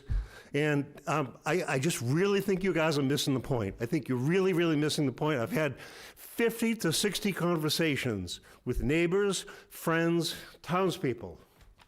Not one person, not one single person has spoke in favor of 3A. So I just hope that these big, serious, important issues don't get overlooked. So now it's time to shoot the messenger. So. No, I mean, Shooting messenger. that's not at all shooting the messenger. That's the situation we're in. Yeah. And I just want you to know how the townspeople feel. So I'm not speaking for myself, I'm speaking for a lot of folks. Appreciate it. Thank you very much. Thank you. And I do appreciate what you do. Thank you, Ed. Jeff Austin, Fitzgerald Road, speaking as a resident, just reiterating a few things here. First, the 20%, even if, let's just say 3A passes, we don't have to comply to it, first of all. There's risks there, but we don't have to comply to it. But if you were, the 20% they're saying that's to be downtown, I'm sorry, within the half-mile radius of the train station, it's our 20% and Wenham's. Yes. I don't care how pretty you make it look, it's a lot of units. It's gonna change the character of that downtown area. Yeah. It's just bad. Furthermore, I appreciate all the work you're doing here, but if you keep form-based code tied with 3A in any way, it's going to fail. Would you rather not go through the pain now of separating it, if you have to renegotiate the contract or whatever, and get something passed, or delay form-based coding altogether? Go through that pain now, because if you can pretty it up and you try to separate it within the meetings, utility meetings, try to separate the vote, but if it's tied in any way to 3A, it is going to fail in April. Thanks. Josh Blake, Sagamore Street, just like to back up what other people said. And I think we're getting maybe a consensus about, like, I even agree with Rick Mitchell, which I don't always do, which he says separate, which I agree totally, separate the form-based code from 3A. I think maybe some officials kind of jumped the gun, and Mr. Joey, he says his job is to comply, meaning to comply with regulations and stuff. I think a lot of compliance was happening in not just our town, but a lot of towns. The only town that did not was Holden. Their town council said 3A, we're not doing anything with this. I think that should have been more our attitude. And so what happened is wheels started turning before the public was really informed, before even UTL was hired, that the assumption was, oh, well, we have this state mandate that we're going to have to comply with it someday, which I think, someday soon, which I think was a huge error. And it gives the impression that the ultimate intent is to comply with it and to use any which way possible, including form-based code. And UTL, their own people, including the guy, the head of the thing, who said is there to kind of, either ameliorate. He said a word similar to that, form-based code. So they seem very, ameliorate 3A. They're very pro 3A as an institution. I think the messaging between you guys and them, and we have a contract with them. I wouldn't worry about the money so much, but more, if they are to advise us on form-based code, that's all they should do. And I think there's a miscommunication where Zoe and other people, and even the head of the, keep bringing up, they mentioned 3A a little bit, but I guess I haven't seen their site, but their website also is about integrating 3A into other towns' plans, not just our town. And maybe the communication with them should be, if you want them to handle our future form-based code, they should do that and have nothing to do with any compliance whatsoever with 3A, whether it's 20%, 5%, whatever. Because I don't see them as anything, one having to do with the other. It's form-based code is essentially an aesthetic, is from what I understand, an aesthetic way of planning out, either to downtown or other zones. Whereas 3A is all about capacity and how many units, and the state telling you, well, we don't care how it looks like, but you cannot eliminate the number of units we're ultimately going to tell you that we're legally allowed to do. And of course, they want to do as many as they can. So unfortunately, it was sold, I'm repeating myself, as, form-based code sold as a way to address 3A, but the only way it can address 3A is if it's complying with it. And if it's complying with it, people, like everyone said here, are going to say no, logically, because it is sort of a Trojan horse or a wolf in sheep's clothing type thing where, you know, you said, oh, you said you wanted 3A, and we told you it was going to comply with, I mean, say you wanted form-based code, and we told you it was going to comply with 3A. They really should be separate. I think get your messaging. I don't know if UTL is going to do another sort of community presentation or not, or, you know, whatever, but their form-based code should have nothing to do with 3A, and the planning board shouldn't be thinking, oh, we're going to use this to address 3A. It's really just an aesthetic thing, which is important. I liked what UTL showed us, but the state has other ideas, and depending on what they can get away with, what the Supreme Judicial Court lets them get away with, it won't have anything to do with the form-based code. So they have to be separated, and I think everyone's saying that. Thanks. I see, Tom, you have your hand raised online. Yeah, I just want to jump in and play devil's advocate for a little bit. So we're hearing a lot of anti-3A stuff, and basically, like, do we separate, you know, the vote? Do we separate out form-based code so that we don't have 3A compliance built into the form-based code? And I think the reality is that, you know, we have to. The SJC is going to come back sometime later this winter, early January, and quite possibly going to uphold this decision and basically say the law is compliant, right? And we're going to have to make a decision as a town, do we comply with this law or do we not comply with this law? And I know we're hearing from a group of individuals that are anti-3A. We see a lot of signs around Hamilton, but I'm also having a lot of conversations of people that are pro-3A. And I get emails every day. I talk to people in the community, and maybe they're not as vocal as the anti-3A. They don't have signs in the yard that says for 3A, but there are a lot of people that are for 3A. So I think we're coming into it of like, oh, this is going to fail no matter what. But that's not necessarily the case. And there is probably an equal amount of people that are on both sides of this. And we need to be prepared in the event that we come down to town meeting and we need to comply or be in violation of state law, and whether we're going to bring that vote to town meeting. So I don't think we should be separating out, you know, the 3A from the form-based code and not having at least a plan in place from these consultants of what that might look like if we do need to come to compliance and come to town meeting in April.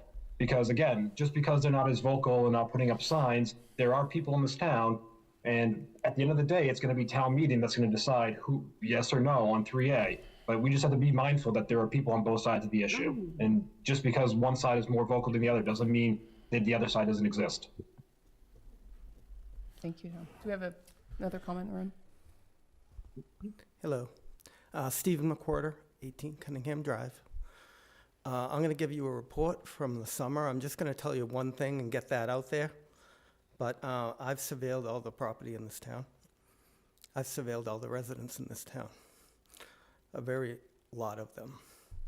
So what I know that the town was told in March that to get sewerage to this town, Wenham, Hamilton, Topsfield, Ipswich, from the MWRA would take 25 years.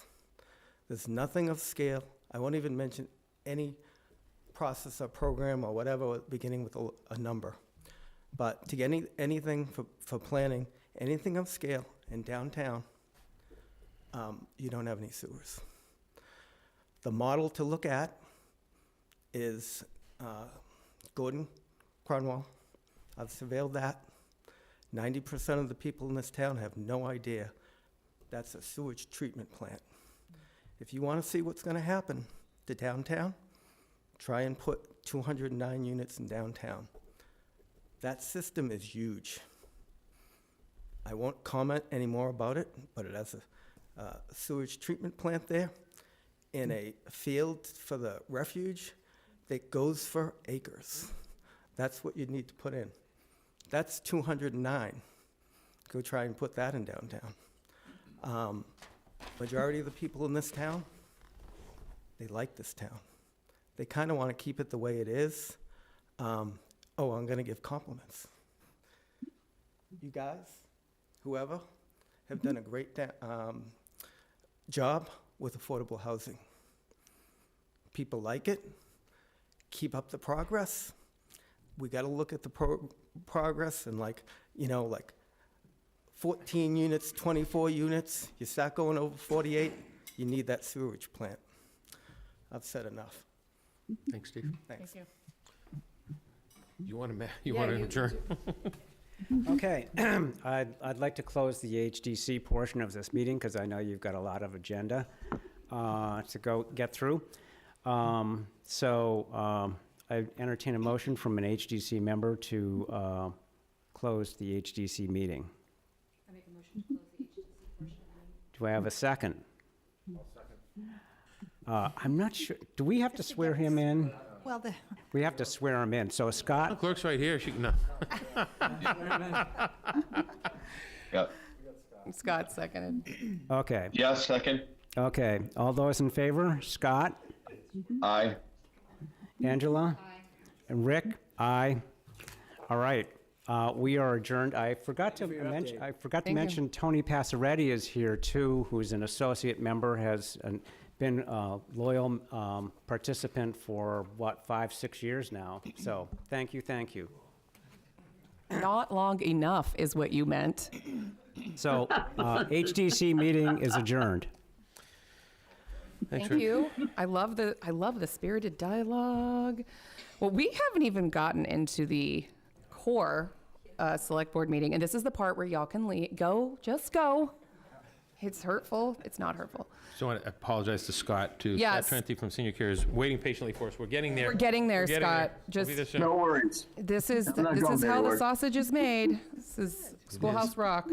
All right, but first on our core agenda, that's just a smidge overdue, is an update and report with Corinne Kale. And one vote, I think. Hi, everyone. Corinne sign Kale, it. Town Clerk. Before I jump into the reason I'm on the agenda, I will remind folks that I was the sole resident in town who, in I think it was 2010, did all of the legwork to get the meals tax option passed at town meeting. So I have lots of notes, lots of memories, lots of exciting discussions that took place at the time. I'd be happy to recap it when we get there. So count me in, Rosie. So I want to give an update on activities for the November 5th election that's coming up, and to get the warrant for that election signed by the Select Board. So I was here in August to talk about the September primary, so tonight here to talk about the November 5th state presidential election, which is 2 weeks from tomorrow.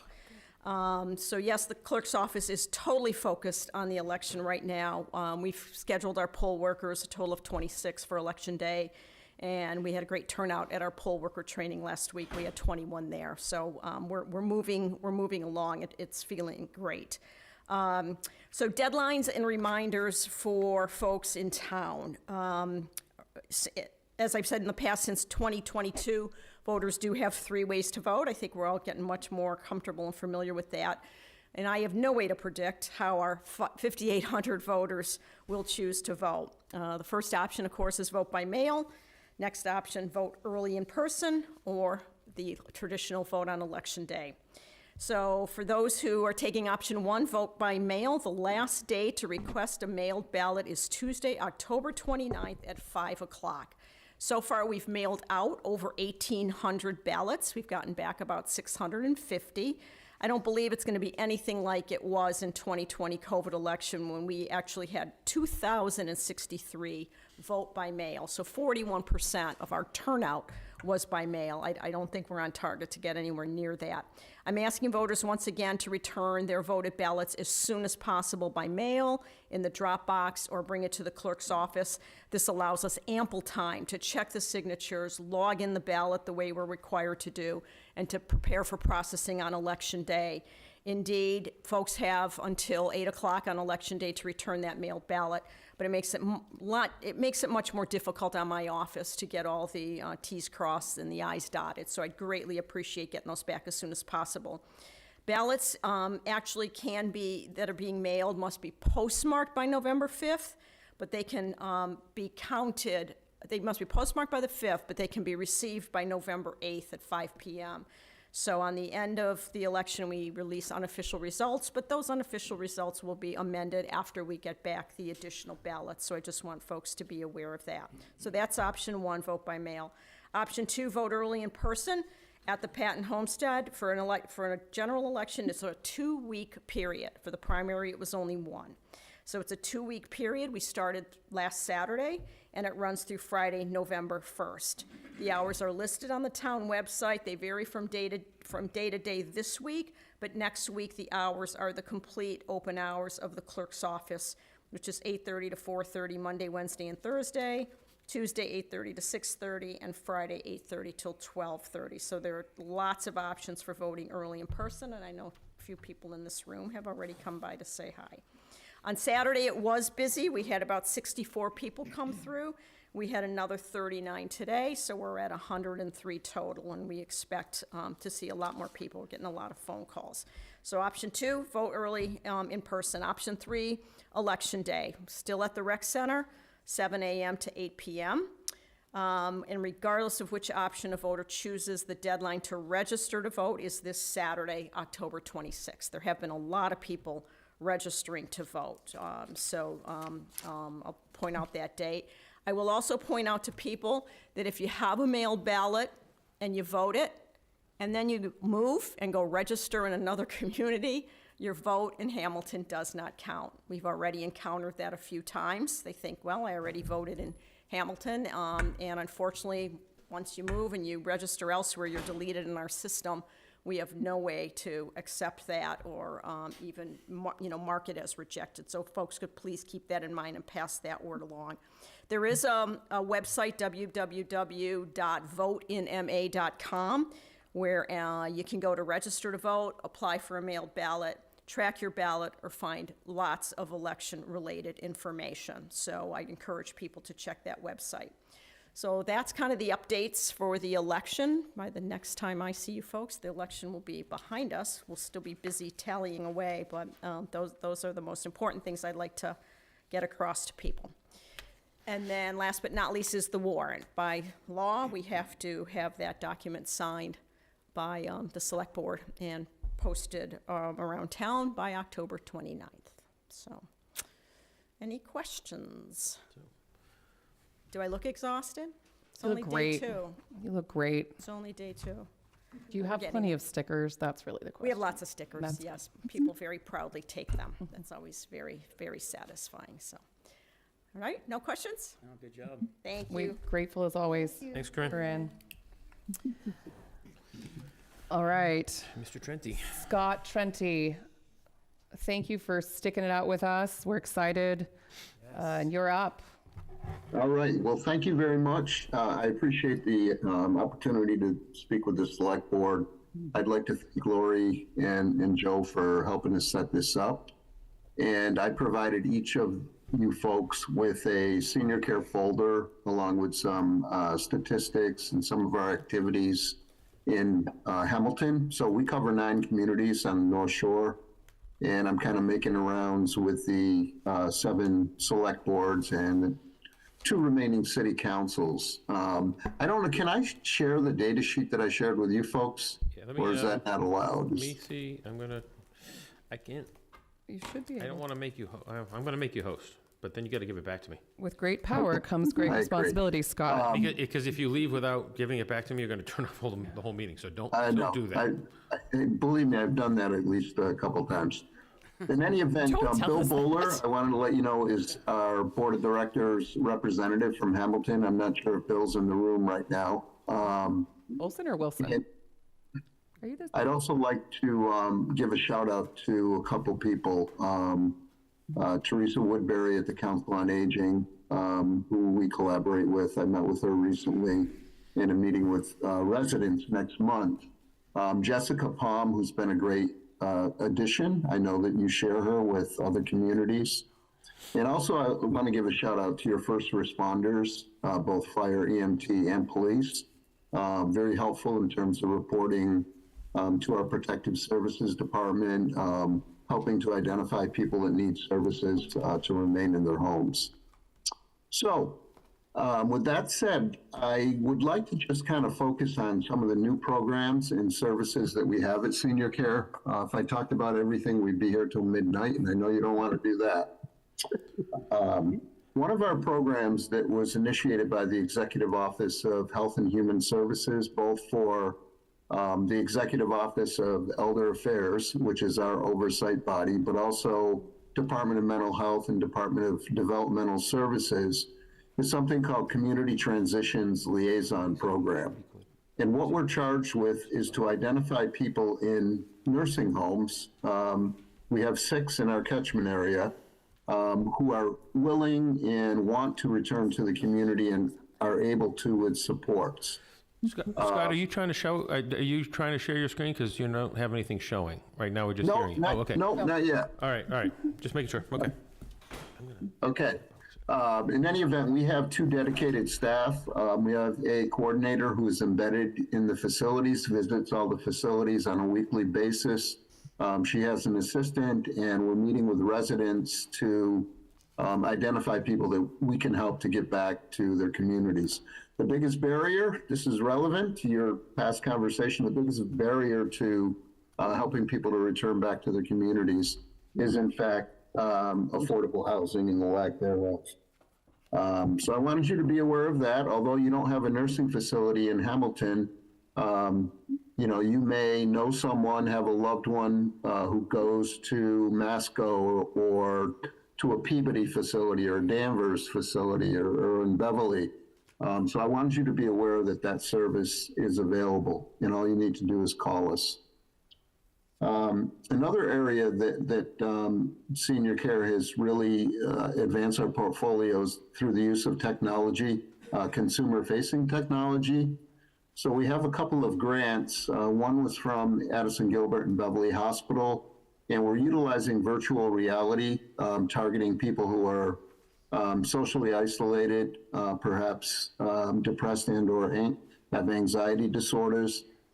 We've partnered with a company called Rendeavor. So we have 4 headsets with our tech navigator who has a control panel, and we try to find a common interest of the 4 participants such that they can have a shared experience, be it visiting the home that they grew up in, or visiting another country, a museum in Europe, whatever it might be. We're also offering classes, kind of Computer 101 to groups, really concentrating on housing sites. People are given a Chromebook, which they can keep at the end of the 10 sessions. And in some cases, we're able to provide a year of internet service as well. This is a partnership that we have with a company out of Boston called Tech Goes Home, who have kind of expanded to our neck of the woods. Our tech navigator can also help people in home, be it with helping them to hook up their printers or teaching them how to email, or if they're having certain problems with their laptops, their pads, their cell phones, someone can go to the home and actually help them. Technology-wise, the last thing I want to let you know about is we are offering a package, another partnership with a company called Care.Coach. And Care Coach uses avatar technology. So if someone has a Care Coach, they would get a tablet. It would have an avatar on it. They get to choose between a dog or a cat. Behind that avatar is a 24/7 health coach who can communicate both verbally and through text with the elder, who has total control in terms of turning the unit on and off. It does have a fishnet camera. And another nice feature of it is that caregivers can, or friends, family members can video conference in and have a face-to-face with the person. We've combined that with a company called Q-Medic, which is our personal emergency response system. It's the old Lifeline button. I've fallen and I can't get up. So people can get both a Care Coach and a Lifeline unit as well. Another area that I want folks to be aware of, that we've done a lot of work with some of our other communities, is we received a grant that we called Assisting Caregivers to Thrive, otherwise known as ACT, the ACT grant. We saw a significant increase in the needs of caregivers when COVID hit, and it hasn't really slowed down since. Through this ACT grant, we're able to offer caregivers different experiences. We have partnerships with the Essex Greenbelt We have dementia. It's really geared toward caregivers who are taking care of a loved one with dementia, but really any caregivers in general. We've done luncheons at the Depot Diner, the Village Pancake House, Beauport. We have a relationship with Cabot Theater where we're showing old school movies like Singing in the Rain or To Catch a Thief. That seems to be a good draw. We get over a couple hundred people. North Shore Music Theater donates tickets for caregivers and their loved one. Gloucester Stage Company, Cape Ann Museum, the Zen Center in Hamilton.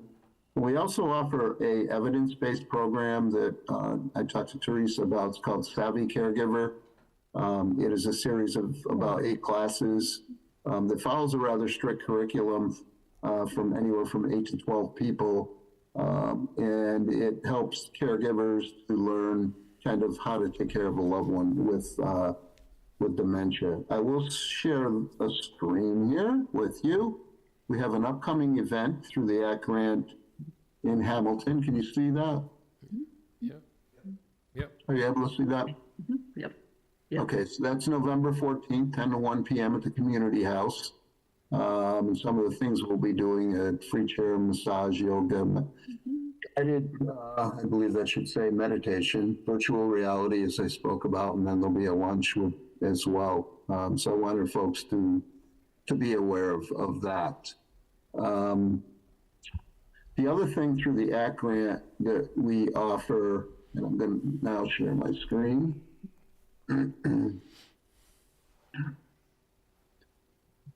Scholarships for caregivers. So we have done, you are able to, or caregivers are able to apply for scholarships. It might be a respite situation.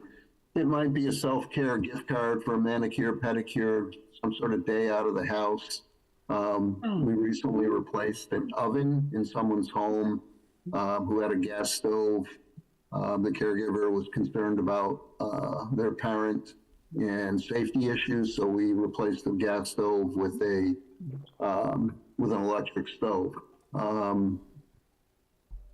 So want you to be aware of that. The other thing about caregivers is they won't apply on their own behalf. So if you know of a caregiver that you would like to submit a scholarship application for, please do so. You can contact us at Senior Care, and we will be able to assist with that. Some of the things that we have done through the ACT grant in Hamilton, we got emergency fuel for someone, we did some house cleaning, and a couple of self-care gift cards. And Teresa is very aware of this. We also have caregiver support groups that are ongoing. Right now, our caregiver support specialist is collaborating with Jessie and her intern, Katie, to offer a caregiver support group. We also offer them online as well. There's a program that I want you to be aware of, and it's a state home care program that has really taken off since COVID. So traditionally, in a traditional Massachusetts state home care program, people that need in-home care, like a home health aide, a homemaker, or a home health aide, which, by the way, there's a workforce shortage with, receive care through that provider. In the consumer-directed program, an elder can become an employer.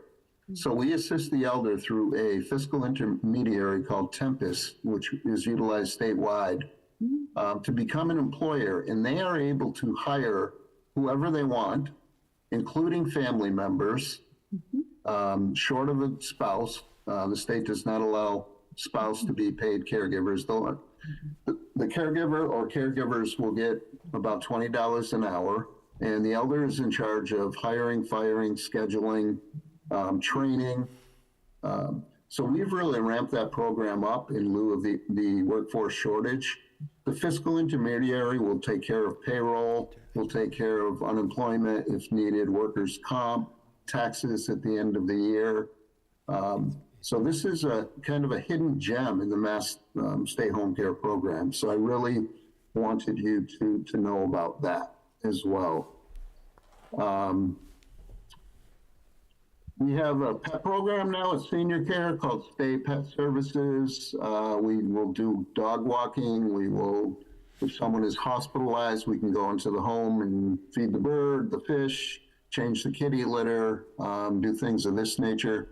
We'll also provide transportation and take a pet to a vet. And with low-income elders, we're able to offer scholarships to defray the cost of veterinary care. Right now is open enrollment for Shine Counseling. So we have a Shine Counselor on site at Senior Care, and all you need to do is give us a call, and we can set you up with an appointment. I always like to ask when I'm presenting, what do you see as the major needs of the residents, the senior residents in Hamilton? And I don't know if anyone would like to chime in on that. We have someone in the audience coming up to the mic. I think housing is always a big one, but I think visibility, but conversations like this, I think, are also a gap that in the day-to-day, I don't think most people think about the services or lack of services or opportunity of services needed in the town. And so I think finding a way to not just have this conversation with seniors directly, but with others in the community. Yeah. Absolutely. I think one of the things that I've seen in my years of being involved with the Council on Aging, one of the important things for seniors in this town is discretion and providing services that they might not have to come to the COA for. But I am very familiar with a lot of things that are needed by seniors, and I think perhaps they could be met by going into the home discreetly. And I think you would get more acceptance. Go ahead with a comment. Stephen McWhorter, 18 Cunningham Drive. Just a story from, the local downtown. I was with a senior, and we were at the porch, and one of her neighbors went by, and she hustled to get in her car to say, you know what, she'll make it down to Crosby's, she won't make it back, and I'm gonna give her a ride. And I was very surprised to say that, I'm just gonna say what they said, maybe it's true, maybe not, but we don't really have like a ride thing where maybe certain times of the day where they can pick up the senior. I was stunned, but later on in the summer, I did observe that, I think Wenham has one, and maybe there's a Greater Cape Ann one that maybe they could call, but, for all the budgets and we're talking about, buy a van. Yeah. I Thanks. think that's one of the things that the Council on Aging is thinking about very, very carefully at this point. Yeah. One thing that to know about that we offer at Senior Care, it's not necessarily to the grocery store, although if you're in a state home care program, that can be arranged for a person, is we have volunteer medical transportation program. And, with a couple days notice, we can take people to their medical appointments. So if you call us and ask the receptionist to connect you with volunteer medical transportation, we can help with that. In the state home care program, we have contracts with different taxi companies. We have a contract with Beauport. So in some cases, we are able to help with transportation. But, if you're in the state home care program and you get a homemaker, that person can go do grocery shopping for folks. So please be aware of that as well. Thank you. I think also, Scott, we have a comment. Heather, did you have something to add? Yes, I just wanted to say, Scott, I'm going to be reaching out to you. I am the chairperson for the Hamilton Foundation, and we provide short-term needs relief of some sort, but used to be mostly families, and more than half of our requests come from the elderly. which is a huge change in the last 4 or 5 years. So I'm embarrassed. I don't know much about your organization, but I'm going to get a lot smarter pretty quickly. So thank you. I'm glad I was able to listen tonight. Thank you. Well, Heather, writing your name down here, yeah, just give me a call and, we can have a cup of coffee or whatnot, and I can kind of give you the lowdown more so than right now on senior care. Just linked in with you, so I'll catch you through that way. Thanks. Okay, you're welcome. Other questions or comments? I have a silly one, which is, what defines a senior? 65 and older. Massachusetts calls a senior 60 and above. 60 and above, okay. Or Yeah. disabled, right? Don't you have that listed on your literature as well, that it's, can also be, somebody can be eligible for your services if they're disabled, correct? That is correct. Good point. So anybody 22 and over with a disability, we offer options counseling. I mean, as many of you are probably aware, navigating the healthcare system is so complex, right? So options counseling is intended to be a short-term intervention where anybody can meet with an options counselor. It's like a 45-day process where it can be done by phone, it can be done through email, it can be done in person. And what that options counselor is going to do, depending upon what the person is looking for, is just that, provide them with the options and empower them to kind of make their own informed decision in terms of which way they want to go. But yes, 22 and over with a disability, we can help. It could be the person themselves, it could be a caregiver. And we have so many different community partners like the Disability Resource Center in Salem that we collaborate with, that we'll often put our heads together and work together to help someone.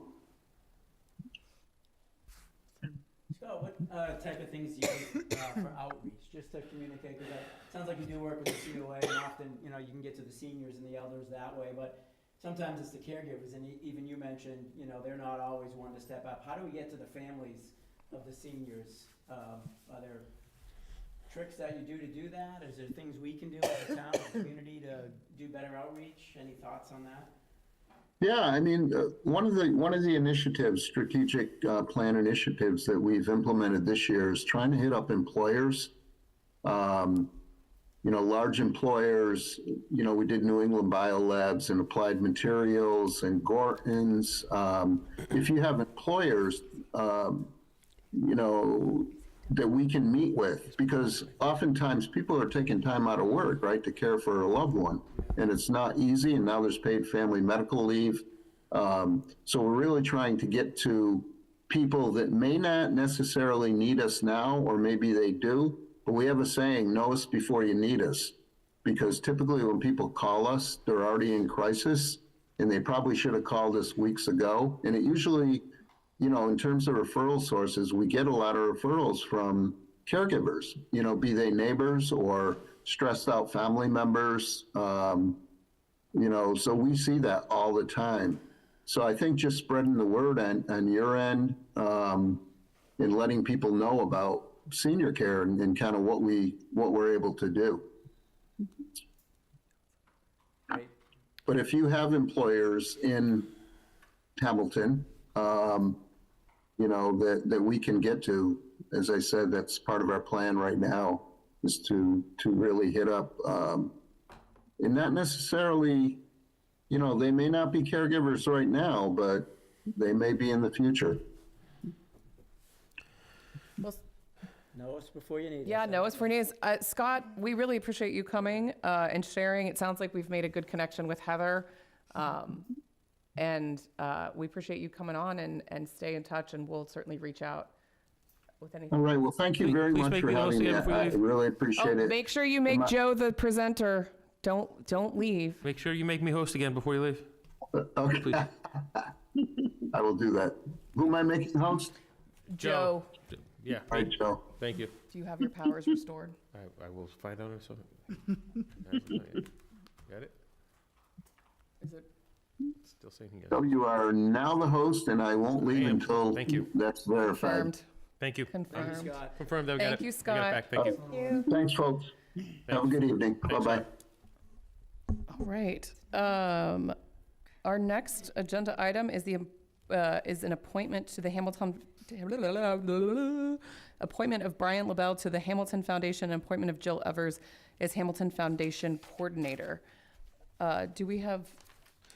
Heather Ford is here to you. It's in your packets there. She made recommendations on both. Brian LaBelle's application is in the packet, and Jill Evers is already on the Hamilton Foundation. The Hamilton Foundation has a position known as a coordinator that has in the past been filled by someone else who has left the foundation, and so they're asking Jill to be designated as the coordinator now. Okay. Do these need to be separate motions? I don't think so. All right. I don't see why they couldn't Move be. that we appoint Brian LaBelle to the Hamilton Foundation and the appointment of Jill Evers as the Hamilton Foundation Coordinator. Second. Second from Rosie. Any discussion, or Heather, anything to add before we go to a vote? The coordinator position she jumped off the board, so it's a separate position. She's not on the board. So when you make the motion, they're not both being appointed to the board. I apologize, my misunderstanding. Okay. The motion was made as, it was read as written. Is that fine? Appointment of BL to the board and JE as coordinator, yes. Okay, perfect. All right. Any other? A second? Yeah, we got a second from Rosie. Okay. Any additional questions, comments, or queries for Heather? No. Hi, Heather. Hi. They're good people, both of them, so I'm excited for this. We'll have a full board, which will be lovely. Great. Congratulations. Yeah, that's great. All right, I will take a vote beginning with Tom online. Tom Myers, aye. Rosie? Rosie Kennedy, aye. Bill Wilson, aye. Caroline Beaulieu, aye. And with that, your board is... Yeah, you forget about me, William Olson, aye. Oh, I didn't know that William had joined the call. You just show up as iPhone. Oh, sorry. May the record show that iPhone, Bill Olson, has joined the call. All right, Heather, you've got your board and your coordinator and your member, and we appreciate you sticking around. Appreciate it. Thanks, Heather. And reach out to Scott and tell us what happens. Yeah. I will. I'm very interested in that, actually. I already. Yeah, like I that said, sounds like a already- robust set of resources. Yeah, really good. Most definitely. Most definitely. I'm very excited. Mhm. Heather, Thanks. that's very interesting comment that you made, that over 50% of the people applying for aid through the through the foundation, the Hamilton Foundation, are seniors. That's definitely an eye-opener. Very much an eye-opener. I'm spending a lot more time talking to the Council on Aging than I ever have in the past. So it's very interesting to see the change in the demographics over the past 15 or 20 years. All right, perfect. Before we go, Bill, can I ask, we didn't notice that when you came on, do you have a rough idea about when you joined the meeting? Bill Olson? For the record? 7:30. Okay, thank you. I feel like you were purposely quiet during some of that stuff. Very well behaved. Feels very fishy. No comment. All right. So The next item on the agenda is 2 requests for cemetery plots.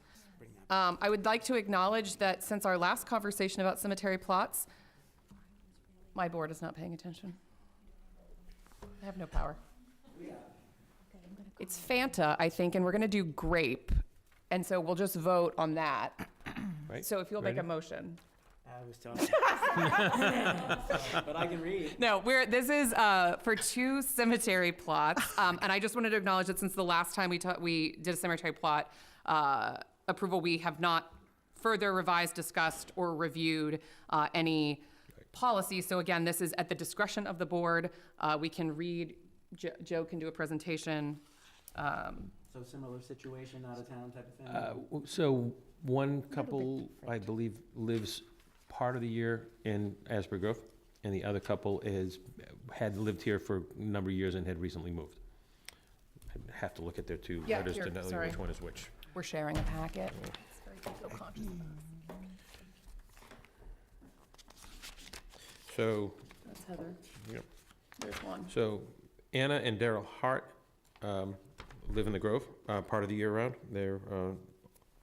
They own a home in Asbury Grove since 2016, but it's in the seasonal section. And then The other folks are the Cook family.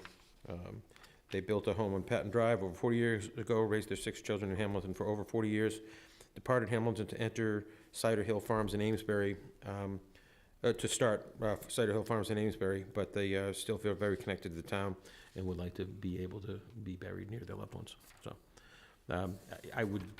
you can take them together and separate, your choice. I think separate is probably good. All right. It's like quick discussion. Yeah, so Ann the and first Darryl would Hart? be a motion for the purchase of a cemetery plot by Ann and Daryl Hart. So, second. Oh, you make, somebody else Oh, I'm makes a sorry. No. Okay, I so, can. so, Go ahead. so moved, sorry. So moved. And a second? Second. And a second by Bill. All right, so this is the couple who has purchased property in Asbury Grove in 2016. They have been, not only do they own property there, but there is reference to being further involved in the town. And so also legacies at Gordon Conwell, they would like to be considered for burial here, so. And did it say if they have loved ones already? They do not have relatives currently in the cemetery, But they say they have kindred spirits. but they have kindred spirits there. Is that in here, or? It's in the packet, It's way in there, yeah. way past, Yeah. I would say it's in the, It's about halfway through. it's about before the halfway point, maybe the Yeah, 38% point. Which is a teaser of how much is left for those of you in the room. So discussion, I mean, they own property in Hamilton, Yeah, and so And they're looking for 2 plots for Yeah. his and Yes. hers? I don't have any problem with that. Okay. Any discussion from Tom or Bill on the line before we take a vote? No, it fits within my Okay. description. Perfect. Then we can take a vote on this one. So Bill, I'll start with you. William Olson, aye. Tom? Myers, aye. Rosie? Rosie Kennedy, aye. Bill Wilson, aye. Caroline Beaulieu, aye. So Ann and Daryl have been approved. And then it's. the And Cook next family. we have the Cook family. Again, this is a family that lived, they built a home on Patton Drive. They lived in Hamilton for over 40 years. They raised their 6 children in Hamilton. They left to start Cider Hill Farms. They were recently named the best apple picking orchard in the U.S. And they would like to know if they are eligible to be buried in the Hamilton Cemetery, It looks like they're just looking for themselves. just for themselves. So I will entertain a motion for the approval of the cemetery plot for the Cook family. So moved? Second. Second by, any conversation here? They have a long history in town. Yes. 6 kids, 40 years. Yeah, and Does any families still live in town? They didn't say in their letter. They don't say. Did they have loved ones in the cemetery, or? Didn't say that either. I don't, just one question I have is, how long ago did they move out of town? I suppose. And do they continue with any connections to town? It does not say in their Very letter. We brief. could certainly We could reply back. table it and ask them for Yeah. more information if you like. Yeah.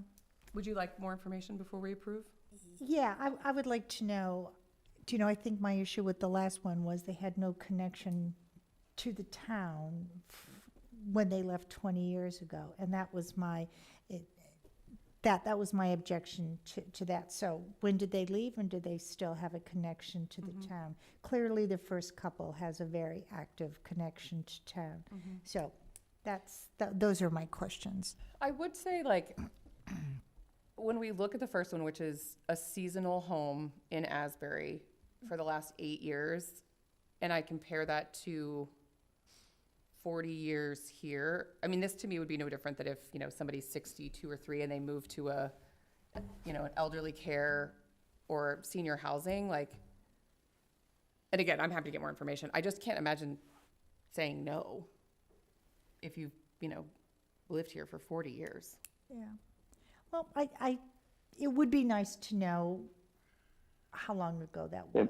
Yeah, but if they were in the room, we would ask them these questions, but Yeah, okay, well, we can Yeah. certainly, we have their email, we can, Yeah. just, Joe, have some follow-up with them. I think the three questions were, yeah, sort of what's their current connection, any family live in, how long ago did they move away? When Would did be they- interesting to When did they move be part of the away? equation. Okay, the motion is still active, so what happens now? Table. Make a motion to Table it. table. Okay, entertain. Bill Olson just made a motion to table. Motion to table, can I have a second? Second. Great, do I need to vote on that? Nope. Great. Motion to table, table's the motion. Yep, and we're good with, like, you'll just take questions back versus Yep. having them come in. Yep, right? yep. Yeah, yeah. Perfect. Definitely deep roots. Deep roots. All righty. The next item on the agenda is to review the fiscal year '26 budget goals and the annual town meeting calendar with our illustrious town manager, Joe Demowitz. Hi. So annually, the town manager asks the select board and the FinCom for your recommendations on budget goals so to be shared with the department heads as we begin the budget process. We're maybe a few weeks behind this. I would have normally liked to have had this meeting with you early in October. I know I discussed this briefly with the FinCom. They didn't really see much changing from last year's goals. You have in your packet a copy of what last year's goals were, the memo that was distributed to department heads. So if you want to make changes to that or updates, feel free. I anticipate being able to share our goals, our joint goals with the department heads the end of this month and early November. So you've got time that if you want to get me comments about making changes, if you want to talk about it again at the November 5th meeting, that might slow things down a little bit, but with Wendy still out recovering from her surgery, but hasn't slowed us down too much. Is this, when Wendy came to the meeting like 6 weeks ago, these are the inputs, right? Didn't we agree that we were just going to adhere? I thought we voted on that. No? I don't think, No? Okay. no, we didn't have these ready for the last time you guys met in person. That wasn't the town meeting, was the beginning of September. So we didn't have these ready at that time in September. Got it, okay. Okay, so, And then an accompaniment with that is a draft schedule. Some of these dates and times will change and move. Bill referenced earlier at the beginning of the meeting some of the important dates for the school department budget process, but this is an annual budget calendar that we put up. Let me see if I can share. So, and it just notes, it basically works backward from the April 5th town meeting so we can get everything done in there. Town clerk has recommended me making some additions there. There's, I think I made it in the one that's in the packet, a requirement for the board to approve the election warrant at a certain date. So that has now been added to the calendar as well, particularly because there's likely to be a debt exclusion question on that ballot. And so we need to make sure the school department is aware of what that date is. You'll be asked, I think, the first meeting in March to vote on that, if I remember correctly. okay. I would like to just sort of split the discussion and vote into two pieces, if that's okay. So I think the first is just reviewing the goals and guidance and seeing if we're able tonight to sign off on those, or if we feel like we need to add additional goals and guidance here. I'm happy to run through them if folks don't have the packet handy. But I think the first is avoiding an override. So, and that includes, working in partnership with the stakeholders, not including but not limited to the regional school district, which I think the process of the last at least 2 years has been incredibly prolific in terms of making sure that we have enough of those meetings. The second is, continuation of services, existing services, service level budget, staff levels, appropriate staff levels to complete all necessary tasks within the operational umbrella, maintain capital assets at or above their current level, including buildings, roadways, underground infrastructure, and equipment, meet required financial policy funding of all reserve accounts, including free cash stabilization, retained earnings to the water, trust, and overlay, I like the vagary here, to fund a reasonable amount of capital projects as funding allows. It's too bad that our friend Rick isn't still here. And then if anticipated 2024 revenue and excess free cash from FY22 is insufficient for funding the entire 2024, then identifying options for specific expense reductions and/or new revenue sources to balance projected expenses. Produce and submit GFOA budget documentation, and improve service delivery through program consolidation and/or other efficiency measures. I feel fine. I think the improving service delivery, like that which cannot be measured cannot be improved upon theory. I just wonder, like, do we have a consolidation or efficiency goal that we would be striving towards? I don't, one hasn't been developed. Okay. We could try to do that. Typically, every year we start the budget process, we look to see are there things that we can do better. If it's just, that's how we got to having a regionalized HR director, I think the first in the state. That's how we've chosen to recommend other regionalizations in the past, or separate out things to some years we've done things through privatization instead of regionalization, just to try to get a little bit better bang for our buck. And that's part of the annual budget process. But if you I mean, I just wonder if it would be better to say, like, propose insert number 1 or 2 options for consolidation, so that we at least are putting ourselves to task to, like, identify, and then if we decide not to do them because they don't make sense or not. I mean, I look to the group here. I just don't know how.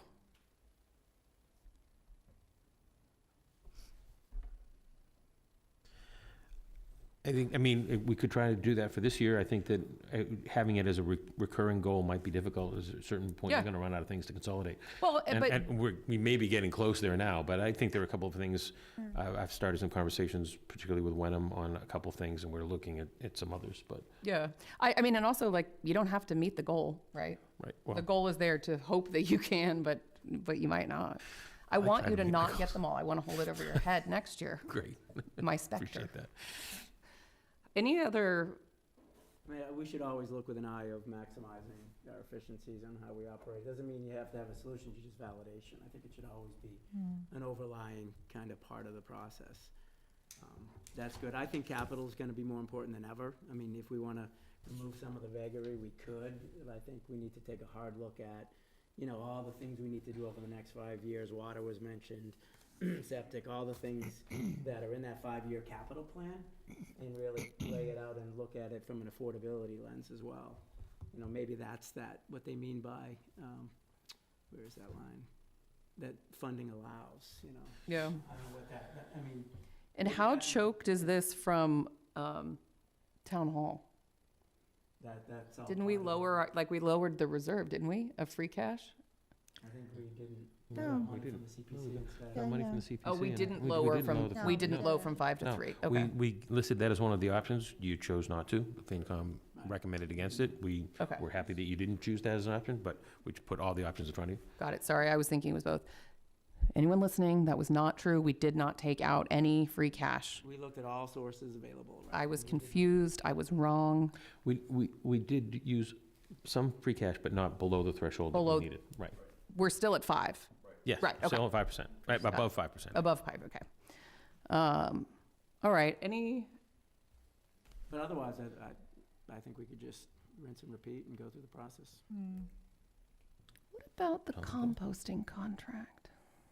There's going to be more to come on that. Okay, great. Can't wait. That'll be part of the things that we're looking at this year, because we're going to need to. Right, because I'm thinking you could probably improve through consolidation and that if we, yeah. Maybe. We're looking at. Okay. So it looks good. Are people comfortable voting on these? Anything from the, Heather's got oh, her hand Heather, raised. please.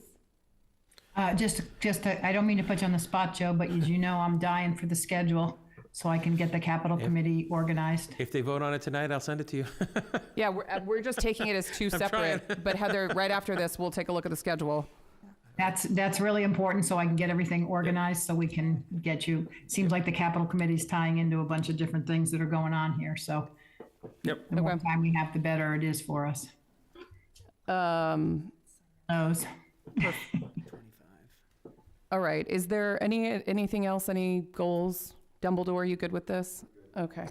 So when is the approval, the final approval of budgets? What date?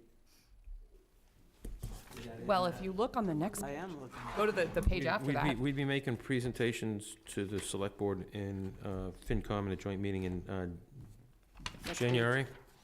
So the joint meeting of the two boards is January 20th. And then a couple weeks later, separately, you'd both vote if you want to make any changes or whatnot. So I think that's So we'll get the, MLK Day. you'll get some stuff in the beginning, early part of January, in advance of the meeting on the 20th. And that's our normal joint meeting where we present the town manager's recommendations for budget and capital. okay. All right, are folks comfortable taking a vote to approve these goals? And if so, I would love to hear a motion. I move that we approve the goals for the FY '26 planning process. Yeah, is that supposed to say 26? Yeah, did it say? It says 4. Oh, this was last year's, so, yeah, okay, but FY '26 budget process, yep. Okay. May I have a second? A second. Second by Second. Rosie. Ooh, Rosie beat you. All right, I'll start with you, William Olson. William Olson, aye. Tom. Tom Myers, aye. Rosie. Rosie Kennedy, aye. Bill Wilson, aye. Caroline Beaulieu, aye. Perfect, thanks, y'all. All right, the second is the 2025 annual town meeting and budget calendar. So if you wanted to work backwards, you could start on the second page, but we have annual town meeting at April 5th, and we're working backwards from there with the first 5 chairs meeting that I don't think I went to. So we are currently at the 21st. Yep. When's the next big? There's another 5 chairs meeting. When's the first? There's another 5 chairs meeting on the 13th, and then the first quintuple board meeting is 11/20. Is on the 20th, okay. And that will be when the first draft is shown? Yes. Okay. Their budget, and we'll give them inputs, but we've already been providing inputs, but yeah, we'll provide a public input to their budget process. Okay, and then it looks like the Capcom is beginning of December? It would be up to the chair and her committee, but we put in based on the rest of the schedule, we put in some suggestions of ranges. We didn't tell you had to meet on certain days. We gave some ranges, and as I said, some of these things will change. I did confirm the planning board and FinCom calendars with those boards. Haven't had the chance to confirm the capital committee's meeting dates. So when we say here that develop the first draft of the 26 budget, this is town, there's a FinCom meeting on the 11th. Is the plan to have a draft with no? So the budget that gets presented is the town manager's budget. So the Yep. town manager develops the budget with department heads, finance, we get inputs, and then the FinCom and select board comment. and make Happens changes. officially Yeah. later. Okay, you don't preview it, that's fine. I do think, is the 20th MLK Day? I don't think so. I think I looked at, I may be wrong, let me check. I think it is, because I'm unavailable.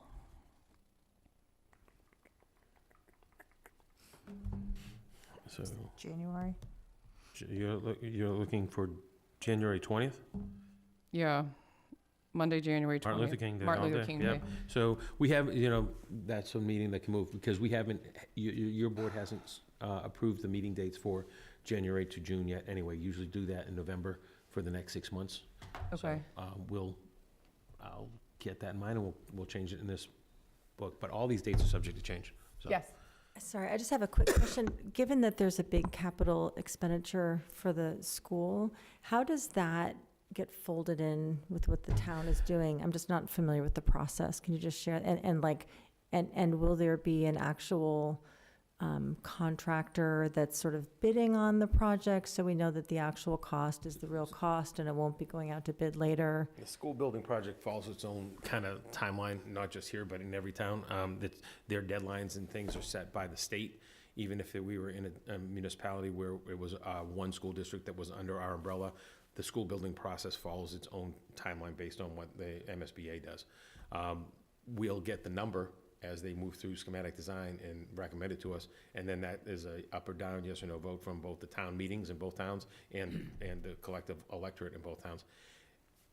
But also the At that cap, Is level, there it ever doesn't- anything that combines it all together so that the taxpayers understand like what the consequence is, because it's such a big piece of it? yeah, so I also want to clarify, and I don't know that this is a confusion, but when we talk about capital here, we're talking about like capital that we're spending from the town budget on projects that are on a long list of like capital that isn't being bonded by the town or things. Cash. Yeah. Okay. So Generally, yeah. yeah, so when in the goals, when we say that we want to fund these capital improvements, That's from free cash? it's basically- separate. Okay. That's like, how do we spend any money that we might have on things that we know are like something needs a roof, something like that, that you would pay for out of that money, Okay. fire trucks, things like that.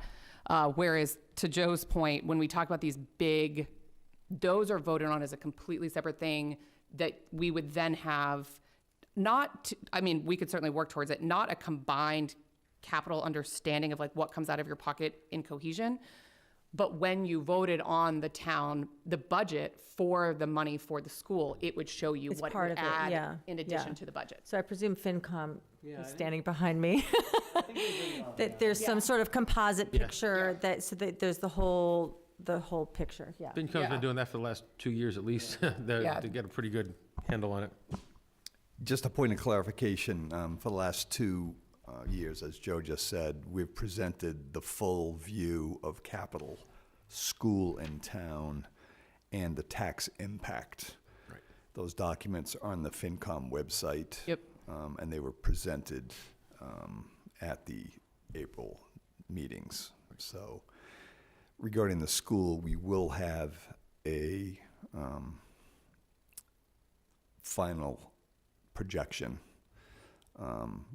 from the school building committee, and it's a real number. Yep. And it'll. Does that mean real? Like there's actually a contractor behind it, real? There will not be a contractor, but it'll be It'll be an the actual- result of professional estimators. So. With a schematic design. With a schematic, yeah. with schematic design, with, and then if the funding is approved, then they, again, go through the MSBA to put the whole project out to bid. And the bidders it's maybe 20 companies that are in the state that are even allowed to bid on the projects. They've been fully vetted. They come into the project knowing exactly what they're expected to deliver. It's pretty, MSBA's process is pretty tight. Yeah, and the. There's no like, is there, sorry, I didn't interrupt, but the estimate that we're getting from these people to give us a real number, when it then goes out to bid, the theory is. Probably the best thing to do, if you really want to dig into it, is go out onto the state website, and you can drill down into the process and the specifics of the bidding process. So I feel there's a lot of protocols that are followed, but if you really want to invest some quality time, Yeah, like the unlike best- the process that that's we the- went through for town hall, which, Yeah, so that's unlike the that best process, which part. is, It'll be tighter. it's, Oh, yeah. we're at the whim of whomever bids. It's more of a private bidding, situation, whereas this is the square footage. If you go to the website, it gives you like and it changes frequently, their estimations on square footage based on the groups that they're using who can bid on it, things like that. The idea being that within a margin of very low error, what they estimate and the people that are contracted to bid on those estimates are very, very close. Yeah, so it's you don't get in a situation where you've requested funding of 100 million or whatever, and then they come back at 130. Yeah. That is not intended to happen in this process. And that's being worked as we speak. I mean, it's if you want to go to the meetings, you can certainly get some more detail. But for those folks who have an interest in it, the website is extremely informative, and you can actually see other projects that have been bid Change that date. and approved by the state.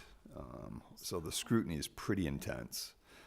But the information is readily available. So So then the debt service, that comes out of the budget every year going forward, which would be what you guys are working on, you would have an interest line item or a rate Yeah. that gets folded into yeah, part of the budget.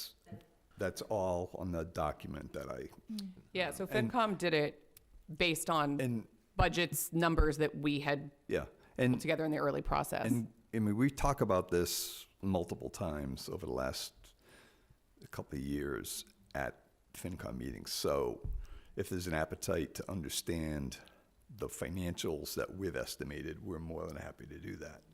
So it's all there. Yeah.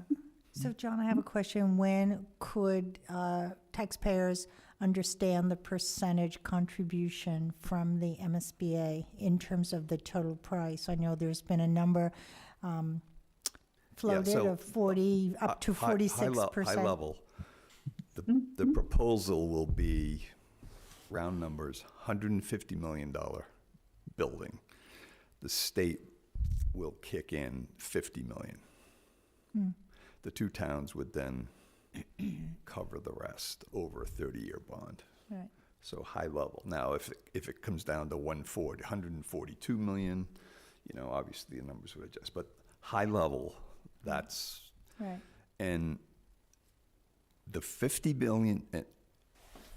The financial profile on this school project, with a $50 million contribution by the state, is extremely attractive to the town. It is. Huh? And even if it was a school half the size, the state contribution is an asset that the town really needs to seriously consider. Right, that doesn't, but there are a lot of extras that aren't included in that fees, the 150 million, right? Is There that are a lot is of that correct? extras. Such as interior furniture and things That's like all- that, and that would- some of the ledge work and things like that, the site work. I was under the impression that those were not included. The site work would be included in the 150. The site work would be, okay. So there's a lot to the story, but it's been a 3-year journey. And the taxpayers have at their disposal what their tax bill might look like if we were to do the project. So that's information that's been out and about. Is that a full stop commitment that the state's gonna pay a third of it? Is that like? Right now, the reimbursement that Rosie's referring to is it's driven by this reimbursement rate, and our reimbursement rate is very favorable. It would generate about $50 million on that building. So that's the contract. So if Hamilton and Wenham don't take advantage of it, it's a pretty significant financial hit to the town. So it's the way we look at it. I want to be careful getting off Yeah, I don't wanna- topic for it's the not- schools. Anyway, But I do appreciate it, and Virginia, I see that you have a comment online. I'd like to. Can you hear me? We can. Okay. I just he's absolutely right. That's a lot of money not to take advantage of. But I thought that the state, usually has strings attached, and I thought one of the strings attached is their preference for how we go about building our building, or whether putting it in one site versus more than one site, and that might also lean, help persuade us what decisions we'll make. So we go to them with the proposal that's been the topic of much discussion over the last year or so. So we have the plan of the consolidated school in the Cutler site with a certain capacity, with certain needs, and that's what they're working through right now, is the actual schematic of that direction and the cost associated with that. So they wouldn't have any further, sort of levers to pull in terms of saying, well, actually, if you put it over here, we'll give you more or less. That sort of schematic plan was moved forward by the building committee, and is what is being proposed as a part of the process. Okay, Have a then, preferred design. the state Now they're gonna go. will never be able they'll never be presented with a proposal that they would be able to react to that had separate sites then, because they can only react to what we present. Yeah, correct. Yep. Okay, yeah, I had a second little aside is that people have been speaking from the audience and I can't hear them. Sorry about that. That's an aside, okay. Yep, we'll make sure folks come up. Jeff, did you have a question? Yeah, I know you don't want to deter too far into the school consolidation project, but something you just alluded to when you said it would be a big miss on Hamilton Wenham voters if they don't do this because we were taking advantage of the state's money. You're putting the weight on the voters that we're making the error. When the school building committee and the school board put forth a proposal to the state that the polls, their own polls said would not pass. So it's their error for putting that forth. I'm not here to discuss. No, I understand that, but you just said it would be a big miss if we, the voters, don't put it forth because there's a lot of money we're missing out on. It's not our fault. But yeah, and I think, one of the linchpins of this conversation has always been that from the perspective of many of the folks on the boards, the only financially responsible path forward is consolidation, despite whether we want to or not. The only way that we service 750 kids for $100 million, whether we pay for it or not, is through consolidation. And so from the perspective of the FinCom to say, the fiscally responsible thing to do, whether we emotionally and morally or spatially like it, is to consolidate. Yeah, but if it fails and we get nothing versus if they would have went through We with. couldn't have afforded to do it the other way. You couldn't afford to put one school through? No, because then we have two others we have to do, and we have to bond another You 100 stagger million. them, at least you get something past at that point. I know you don't want to just. But my point is, if you stagger them by 10 years and you bond 60 million every 10 years, instead of adding $8,000 to someone's, you add $24,000 to their taxes over that same 30-year period. It was not fiscally responsible to the taxpayers to do that. So they voted against it. And we understand that people disagree, but we could not, in good conscience, say that the right fiscal thing to do, especially because then the middle school and the high school have to be done at 100 million and 100 million. So you're looking at a tax impact of $60,000 on people's taxes as opposed to 8, 10, Those 12. numbers are quite inflated because they have to meet the ed plan, right? I mean, I think there's probably building engineers that'll say you can probably do all three of those for the 100 million without meeting the ed plan. There's a lot of things floating in the ed plan that make that price very big. Absolutely, but that's the process that we're beholden to at the point that we're in. And again, people can vote it down. They absolutely can. That's the point of this process. But I understand the three schools. I love them. My son goes to Bucher. I adore it. But everybody in this town talks about fiscal responsibility. And everybody in this town is talking about how do we service the most people with the least amount of money and our aging infrastructure and things that are crumbling. And that was how this got to where it is that the math is there. And John has done an incredible job. He's put up so many slides that people ignore. They ignore and they come to us and say, where's this information? Why haven't you shown this information? We haven't seen. It's all there. It's all in these slides. We've tried to say it and vote it down. Vote it down and we can start the process of looking at renovating. But I don't think people are going to want to bond $40 or $50 million 3 times across those towns over the next 15 years. Also, good luck getting it passed 5 times. That's the problem. Like, local government is not an ambition of want. It's ambition of tenacity. And how can you get things passed? And how can you get things through? And you get one school through, and then the Enough is Enough group comes out and says, we just gave you $50 million. We're not giving you another $50 million for this school. I'm not disparaging the amount of work. He did a lot of work. No. I don't doubt that at all. The reason I walked up here is because he kind of put the weight on the voters. Like, if But you it is guys on- miss out on this, it's your fault. It is, but it will be. Their own polling said this is not going to pass. They said that they preferred the other options, but ultimately it was the job of the building committee to come up with what they felt served the towns, the legal entities of the 2 towns, best and most fiscally responsibly. And that's what they did. And we can vote it down. We absolutely can. But to say that there was another option that serviced the voters, all of the voters in the town, then the most fiscally responsible way, I abjectly disagree. Well, you can object, but I think a lot of people won't. No. There were other options. And I'd like them to look at the numbers and sit down one-on-one with John, because we have talked about this ad nauseum for a year and a half. Could I ask the select board to request the maintenance records for the schools, to just evaluate them? Because I was speaking with a building school engineer person who said, as a concerned resident, you know, if you don't take care of their properties, they will decline. It's kind of like how the fields stopped being cared for because they kept thinking it would be turf, so they didn't put any more money into it, and then it became to a point of no return, and you had to get a turf, yeah, whatever, Field. right? A A field. field, not Let's not start talking about the in a turf town fields. that doesn't do plastic bags. It's ironic to me that we do plastic fields, like whatever, it's psychotic. But, you know, we could build a new building and not take care of it, and by the time the debt service is paid off, be in the exact same position. And I think there needs to be some accountability, and it's a regional school, so we don't have like direct voter input into it, which is really frustrating. Yeah. But if you guys could do that, I would encourage you to look at that. We got to hold the school responsible for maintaining the assets and caring for them, because otherwise, you know, we shouldn't be, as Ed was saying, you know, we shouldn't be in a situation where all three schools, it seems like all of our footprint is declining. And, I yeah. think that's a great idea, but I would encourage you to also remember that when the schools ask for money over and above what they do for operations, in order to do that stuff, we push back on them and tell them no.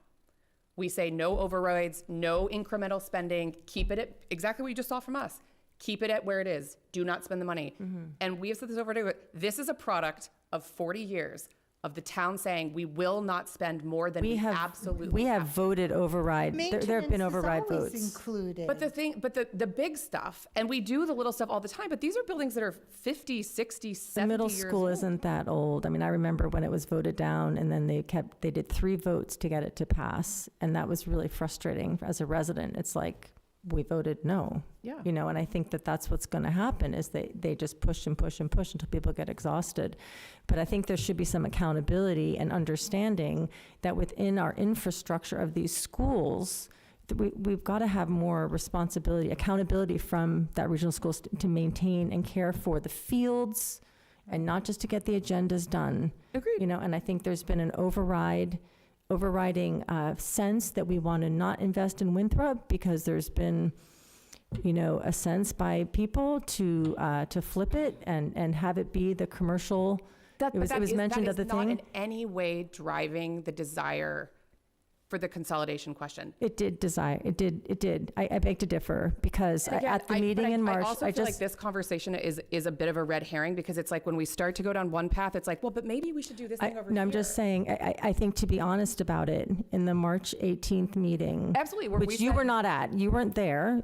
When they okay, and decided Rosie to not wasn't renew the there. lease. They specifically could have just renewed both schools' leases for 50 years, and they chose specifically. It had and nothing to do they with the did fact that choose- the building itself wasn't worth investing in. No, but those two things that's non-correlation. It led to the decision to have Cutler be the only option, is to consolidate.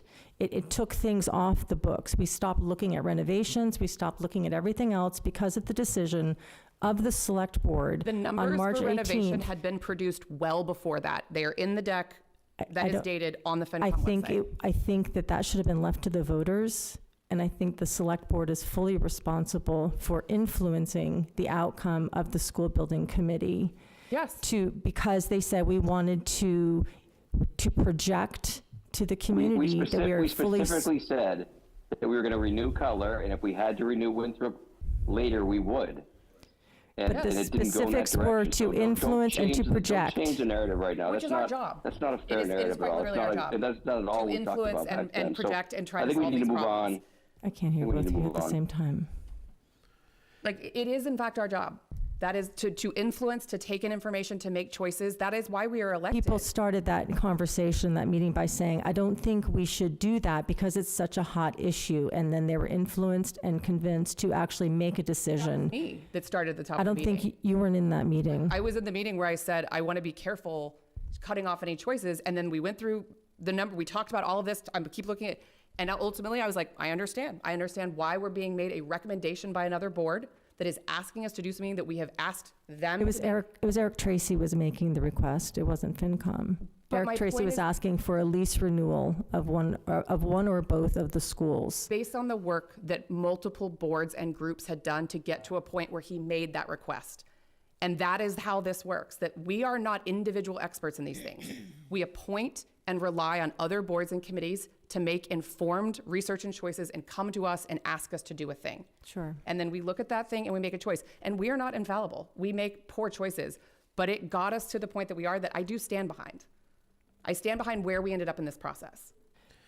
That's great. I think the concern, though, is that if the school gets voted down, we're back at square zero. And Well, we're back if we were going to be at 70 million that we're going to owe anyway, you know, it would make sense to me, if we're going to owe 70 million regardless, to have another question that says, if this is voted down, would the townspeople vote for this 70 But if they to voted do down, then- renovations, at least I have as an indication, because I'm afraid that we're going to end up, if it gets voted down, there's going to be years before we actually can address it. And I think that No, the if people who are wanna against the pay out of pocket consolidation. for the renovations, we just have a special town meeting in November. Right, but it would be great to get an indication, right? Because otherwise I feel like it's going to be, you don't love the children because you're against the consolidation. That's just not it. I just want to make sure that that's known, that the people that are concerned about the consolidation. It is a choice of a proposal that has been put forward after 18 months of work, and whether people engaged in that process or not, that is the choice on the ballot. And if they vote it no, the same way they vote no for 3A, the same way it is personal politic and opinion that drives those decisions. And you have to decide. I mean, do you hate multifamily housing and multifamily housing people because you vote no on 3A? No. You have to get over the fact that that's what people think. Because it may Well, I don't care what people think about me. I'm just saying in terms of helping the kids actually get the schools renovated, that it would perhaps save time if there was another question, like a subset question, if it's possible to even do that, so that we could still move There's not forward one and committee in fix. town that's in favor of that, so. We don't so who would- have, there's yeah, nothing to so offer That's the people. problem with that, is that you don't, there's not one committee in town that favors that, so it would have to be a citizen petition, but there's Yeah, not a committee in town that's gonna Put a citizen's promote that, petition, because right. it's been backed up by any data or any research or any decisions we've made that would back that up. I don't really, it was hard for me to hear you. He was but- saying there's no committee or board that has supported a second option. So in order for a second option to be there would have to be a group, a citizen petition, Yep. somebody that said, this is another option, this is how we would fund it, this is what it would cost, this is how we would do it, and they would have to put that on there and get the support.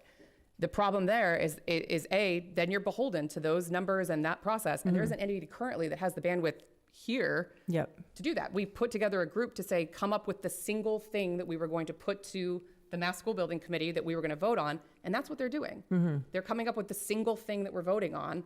They're already going through the process. There's nothing else to offer people other than pay out of pocket or get back in line. Well, no, I mean, I think to be fair, there was just an elementary school in Peabody that was renovated for a cost of $32 million.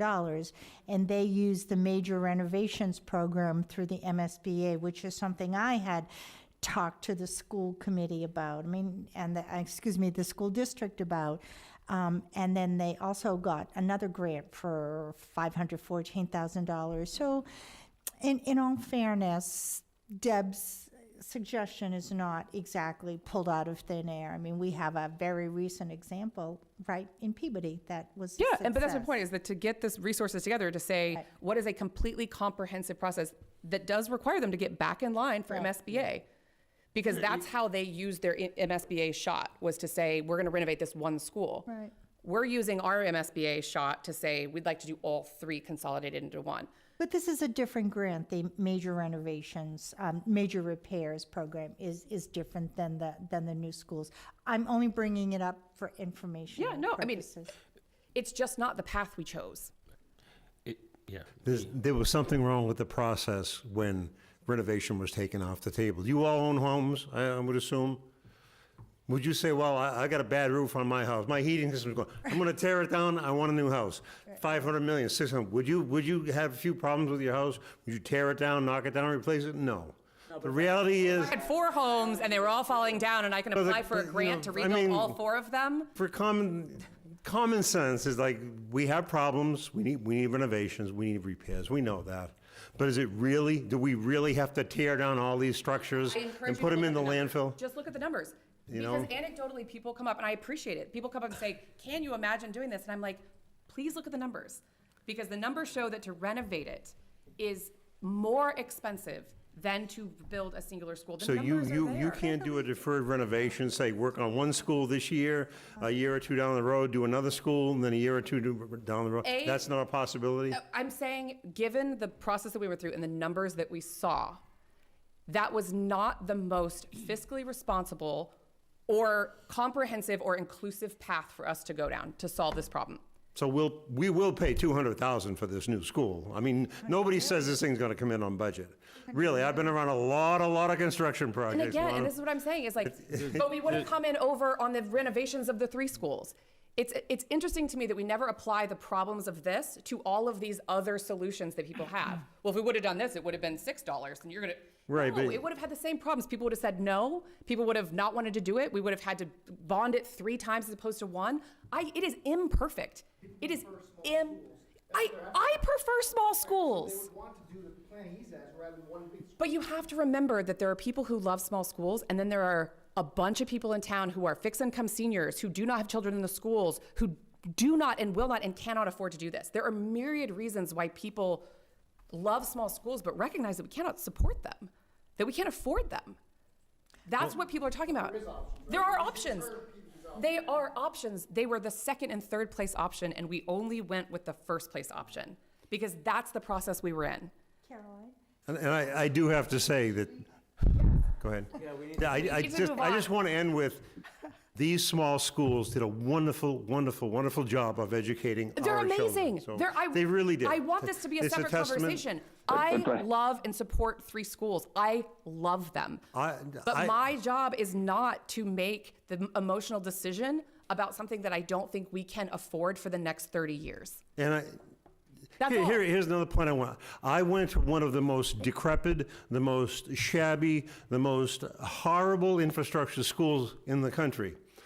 By the way, it also happens to be one of the best high schools in the whole country. It's called Boston Latin School. And I have to tell you that the infrastructure of the school is not the sole factor on the education of these Absolutely, kids. it's not. Smaller schools with great teachers is going to produce a great result. Absolutely. And I saw the asbestos falling off the wall, the broken windows, the steam coming out of the radiators. And they give a hell of an education. The school is quite renowned, and I'm just here to tell you that the building doesn't make the students. It's the teacher, the faculty. Absolutely. And the school 100%. committee, which 100%. Thank you very maybe, much. So maybe we should have another conversation at another meeting. This is. None of this is on the It's a agenda. This is not the budget. It's a None of this really- is on the agenda. Yeah. We've gone way off the rails. Yeah, so it's a very interesting conversation, and I think that it's 10 to 10. The district is at risk of wasting a lot of time and money going down. Are we gonna have a vote on the It budget? gets voted down there, and the kids suffer from that. That's not wrong. But that is, like, I pulled up the stats from that 18th meeting, and overwhelmingly was the solution, the preferred path, by like 20 percentage points is what was presented to us. Yeah. So we were like, okay, so based on yours, starting with this many, and you boiled it down to these locations and renovation versus new construction, you know, all the work from all the meetings and the business and the school committee groups, you know, this is what they said. It was a data decision. It was a data. Right, here we go. That's fine, but my point Well, is. he could that- only go forward with one location. With one location. But yeah, not by their data. that But was not by the presented. data, and we were making a data This is decision. It's right there. overwhelmingly.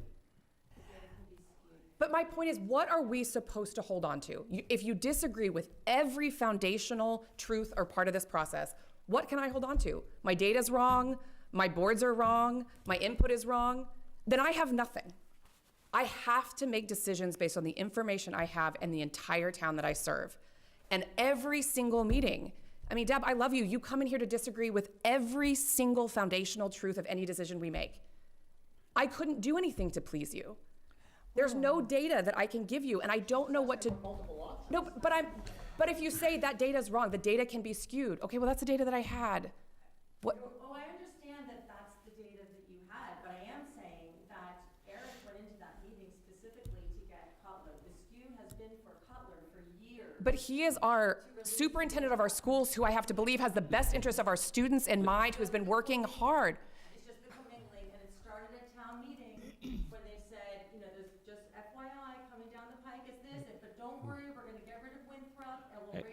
It's, Deb, I have to disagree. It started before I was even here. This is The select board of the town of Hamilton voted 10 years ago to only give a 10-year lease. The town people that have been sitting in these seats for more than a decade have been coming to the same conclusion over and over again. And I don't put any input into that decision. I don't help make it. It's what they've seen. And again, it's based on things like market value. If you're going to get one of these sites back, and some of that's driven by the fact that operating multiple campuses is more expensive. So the more you can consolidate the number of campuses you have, your operating expenses could go down. They should go down. If you're going to get one of the sites back, do you want the one that's on 1A and easily accessible, or do you want the one that's buried off the side road? So the town was making, the town's select people in the past were making the same decision based on what they thought was the best option for, as Caroline so aptly put it, the municipal business entity known as the town of Hamilton. It's the thing that makes the most sense for the government agency that represents the taxpayers. Yes. Right. Well, no. Not everything's bottom dollar, right? No, not every. You buy the one that fits, right? People want three small schools. That's what. No, some people do. Some people really, I mean, we just had a budget conversation where y'all were asking very specific questions about how we look at certain, we shave 100,000 and 50,000 and 100,000. So some people really want to know, like, what is the most cost-effective way to service the most kids in our town and get this done efficiently? You should offer that, but you should also offer, if you guys. But we could only go through the process with a single option. Right. But there could be a second option that's not MSBA, right? Which, With renovation. once we vote this down, absolutely. That's the new path. That's the new path. We then say, let's see what it's going to be to do this. We had this option. It felt like the right option. We went forward with it. Okay. I understand y'all disagree, and I encourage you to vote against it then. May I respectfully I think we should continue to have it at a different time, but I feel like we should get back to the agenda, because this is not an agenda topic. I think we've gone a little bit off the rails. Just move us on. Okay, we had a budget calendar. There are changes that have to be made. Do we want to approve contingent on the changes? Yeah, I'll bring back an updated calendar to the next, but if in general, this budget calendar lays out a timeline for us to get ready for town meeting. Okay. So if you could approve in Did we general, and motion? we know there'll be changes. I don't think so. I move that we approve the FY26 budget calendar. Pending, Pending Pending no changes. renovations, but it will be a living document, right? yeah. Yes. Yeah, okay. Second. Second. All right. Bill, William Olson, aye. Tom, Tom Myers, aye. Rosie. Rosie Kennedy, aye. Bill Wilson, aye. Caroline Beaulieu, aye. All right, the next three items on the list are all IMA, so intermunicipal agreements, like changes to our interregional municipal agreements. I think we can speed through these. You would let me make quick presentations on all three. Yep. The items were in your packets when we were supposed to have the meeting on the 7th, and they were in there again so hopefully everybody's had a chance to look at them. Yep. The first one is the intermunicipal agreement for regional HR. The town of Rockport has notified us that they're going in a direction of hiring a full-time HR director on their own. They're going to stay with us through December of this year, but we need to update the IMA because going forward, it'll be the two-party IMA between us and the town of Manchester. The second one is for a change to the newer IMA for the regional conservation agent. When we initially contemplated partnering with Manchester for a conservation agent, Manchester was supposed to be in the lead, but because we had lost our conservation agent and we had money in the budget and were able to move quicker, we changed the IMA to have Hamilton in the lead. We have now lost the shared conservation agent, and Manchester is asked to go back into the lead. And so this new agreement puts Manchester in the lead and would put them in the position of helping to hire the next conservation agent for the two towns. The third one is a newer regional intermunicipal agreement for what is known as the Eastern Essex Regional Public Health Collaborative. That includes Hamilton, Wenham, Essex, and Rockport. This is all completely grant funded. DPH is requiring this new IMA if we want to maintain the programs that we've initiated with ERPHC. All of those are grant funded. None of it comes from the town. This IMA has to be voted on by both your board and the Board of Health and the Boards of Health and boards, select boards in the other three towns as well. I believe the Board of Health was supposed to take that up today at 5. or it's tomorrow at 5, but I think it was today at 5. And I had a conversation with Board of Health Chair David Smith. I had brought it to them at their last meeting. They were on board with it. They were just going to discuss it publicly and make sure that they didn't have any questions. We can't really make any changes to it. If we make any changes, DPH won't approve it, and they won't send us the money to continue the program, so. Okay, so And I tried to make some changes to the document because at the request of the other member communities, and the state was not willing to budge. So he who holds the purse. So there's not much we can say or do about these IMAs, is what we're saying. We're just reviewing them. Well, just the third one. The third- Yeah, We're privately yeah. funding the first and second, yeah, correct? right. Yeah. Okay. Okay, do we want to take them one at a time? I just have a couple of questions. Yep. Yeah. So maybe, so the first one, the HR, it's with Manchester or Essex? Manchester. Manchester, okay. And Hamilton is taking the lead in that, right? And it's, HR Hamilton's always been in the lead on that, and Okay. we'll stay there. so it's a 30-10, right? It's 30 hours for us and 10 hours Yeah, for yeah. Manchester? Okay, have we always been 30 hours? No, Wasn't we've it- been getting less, and I've been wanting to get more, so when Rockport left, I was very happy to be taking those hours back. Okay, so we're going to be funding 30 So hours or 75%. We've always funded the entire position in our budget and then counted the revenue from the other towns on the Correct, other so side of it's the the ledger. same thing. So it will have a decrease in the revenue from the other side of the ledger, but it won't materially affect us. We'll be able to cover it. Okay.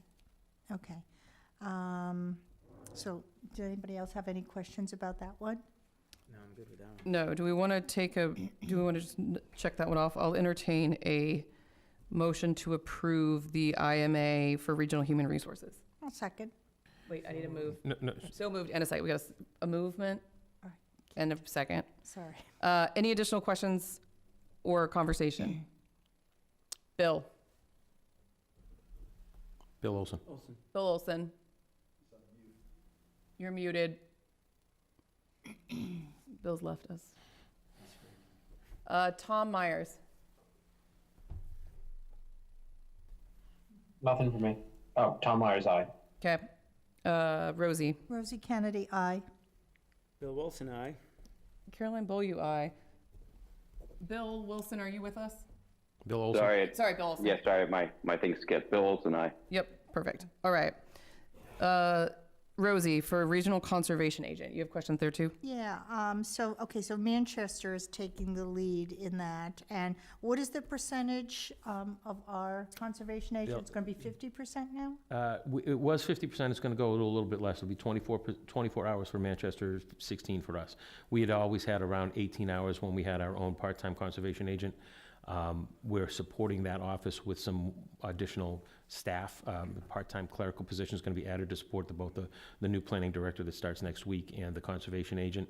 And Manchester, being a seaside community, has a lot more issues. So they're doing the same thing. They're hiring a clerical person to support that office, but they need a few more hours than we do. So how many hours? are we gonna Well, 16 hours a week for For Hamilton, the agent, for and the then agent. how many hours of clerical support? 24 hours. Okay, and I say that because having been a past member of the Concom, Yep. they are chronically Yeah, in we're gonna have- need of more hours. Yeah, we're making a bigger investment in terms of staff there. It's just the actual, certified conservation agent will be a few hours less here, but we'll have additional staff time to do things like meeting postings, putting together the packets, following up with the conservation agents, following up with the applicants.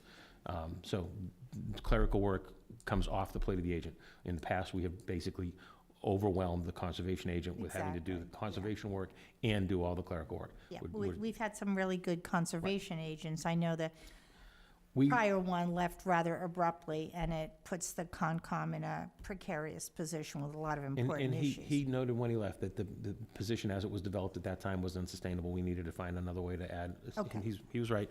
The town was extremely lucky to have Jim Hankin, who was a resident, a lawyer, and a conservation agent. Right, for a And he- long, long time. For a long, long time, because he lived here and he cared. He worked more than the hours he got Yes, paid for. I know he did. But we're not in that position anymore. Okay, so it's going to be 16 hours for the agent and 24 hours for the Of clerical clerical help, yep. person. Yep. Okay, so that's not covered in the grant at all, the town No, is the funding that? town, but we have, because we moved around some other clerical assets, so we have the funding in our budget to be able to handle that. Okay, great, thank you. Who takes the lunch hour? I'm just asking. There's 5 hours in there. They can eat in the car between the 10 two. o'clock. All right, any For the Regional Conservation Agency. And I second. All right, we'll take a vote. Bill Olson. Tom Myers. Bill Olson, aye. All right, Tom again. Tom Myers, aye. Rosie. Rosie Kennedy, aye. Bill Wilson, aye. Caroline Beaulieu, aye. All right, next, Rosie, anything on the Eastern Essex Regional Public Health Collaborative? How many hours are we getting? So it's a collaborative. All of the hours for all of the employees are dedicated to collaborative all the time, and they're always working for all 4 towns. So they spend time in each of the towns. It varies week to week based on appointments and things, but the shared services coordinator and right now, the 2 staff in that department are the shared services coordinator and the regional public health social worker. We are in the midst of trying to hire a regional public health nurse, and there's a proposal for us to hire a regional inspectional services person to support the work that the 4 towns currently do on their own. So all of those people are always dedicated to EERPHC, always working, but you can't just say like, oh, we get 10 hours of this, because you wind up trailing out the hours so little that they don't really have time to get stuff done. So Yeah. they work on programs that can be supported in all 4 communities. They work with the local staff in all 4 communities and the local organizations that can help them. Is this a new grant? We've had it for 3 years. Well, it was in a different form, It was it not? It was slightly different. Yeah, and there was dedicated time in each community. The biggest one that you can look at that has dedicated time in each community is the social worker. Right. Jessie has hours in each of the 4 communities. And she still will? And she still will. That won't change. None of those terms are changing. Okay. It's really just about how the work is driven for the collaborative will now be part of an advisory committee. The new IMA creates an advisory committee where the members are appointed by the local boards of health. So it's likely that a member of the Hamilton Board of Health will be Hamilton's representative on that advisory committee. They'll work with the agent and the state to direct the type of work they do, and then consult with the individual town managers. Okay, so my only comment about this, I think it's a wonderful initiative. I'm very concerned about public health and safety. My concern is this grant in this form seems a little non-cohesive, and I worry about that. But again, it's a grant. Let's see what happens. But I do worry about the structure. I've had similar concerns, and that's Yeah. why we pushed back on trying to get some of the language changed, and the state wouldn't budge. So Well, how long is this grant for? it's renewable. It's for 3 years. In line with they've just given us an award for 3 years. Okay, and so this somebody's- IMA would Right. be in the same time. Yeah, but accepting a grant, it always sounds wonderful, but the reality is we want this to mean something. And I worry that this is a very disjointed program here, a very disjointed structure. But obviously, the state is providing the grant. I think it's well worth going along, but is somebody going to be evaluating the effectiveness of this program? Because I'm worried. That's all. Yeah, I think that the 4 towns, town managers, town administrators continue to stay involved and in touch with their local representative on the advisory committee, and that's how we're going to try to manage it. So So the other 3 towns have adopted? they're all trying to adopt it this month. And if one town doesn't, do just the 3 towns get the benefit, or? Well, we're going to hope that doesn't happen, because that could change the formula for how much grant funding we're getting. My last conversations with each of the town administrators and managers in the other towns, they all expect their boards are going to pass it before the end of the month, but that still has to happen, so. And what is the amount of this grant? It's about $234,000 a year, I believe. I have to go back and look at it again to give you the specific, but it's over $200,000. Well, we'll hope for the best. Would you like to make a motion, Rosie? Yes, I'll make a motion that we approve the IMA Eastern Essex Regional Public Health Grant. Is that correct? Yep. Got it. Second. Great. I will take a roll call vote, starting with William Olson. William Olson, aye. Tom Myers. Tom Myers, aye. Rosie. Rosie Kennedy, aye. Bill Wilson, aye. Caroline Bulliu, aye. I would entertain a tabling of 9 and 10. I would, I tittle. yes, I would, so moved. Okay. Second, Second. and we are tabling 9 and 10. Is there any new business that you are burning to tell us about? No burning? I will entertain a motion to adjourn. I move that we adjourn. I second. Awesome. William Olson. William Olson, great meeting, aye. Thomas Myers. Tom Myers, aye. Rosie Kennedy. Rosie Kennedy, aye. Bill Wilson, aye. Caroline Bulliu, aye. The meeting is adjourned. Have to sign some. Oh, there are. Yeah, Bill and Tom, if you can, Tom already jumped off, he was quick. Bill, you need to try and come by the town hall, Patton Homestead, so that we can get the signature on these, please, and I'll Okay. reach out to Yes, Tom next. okay. Good night, all. All right. Good night. All right, I Thank will. you. Thank you.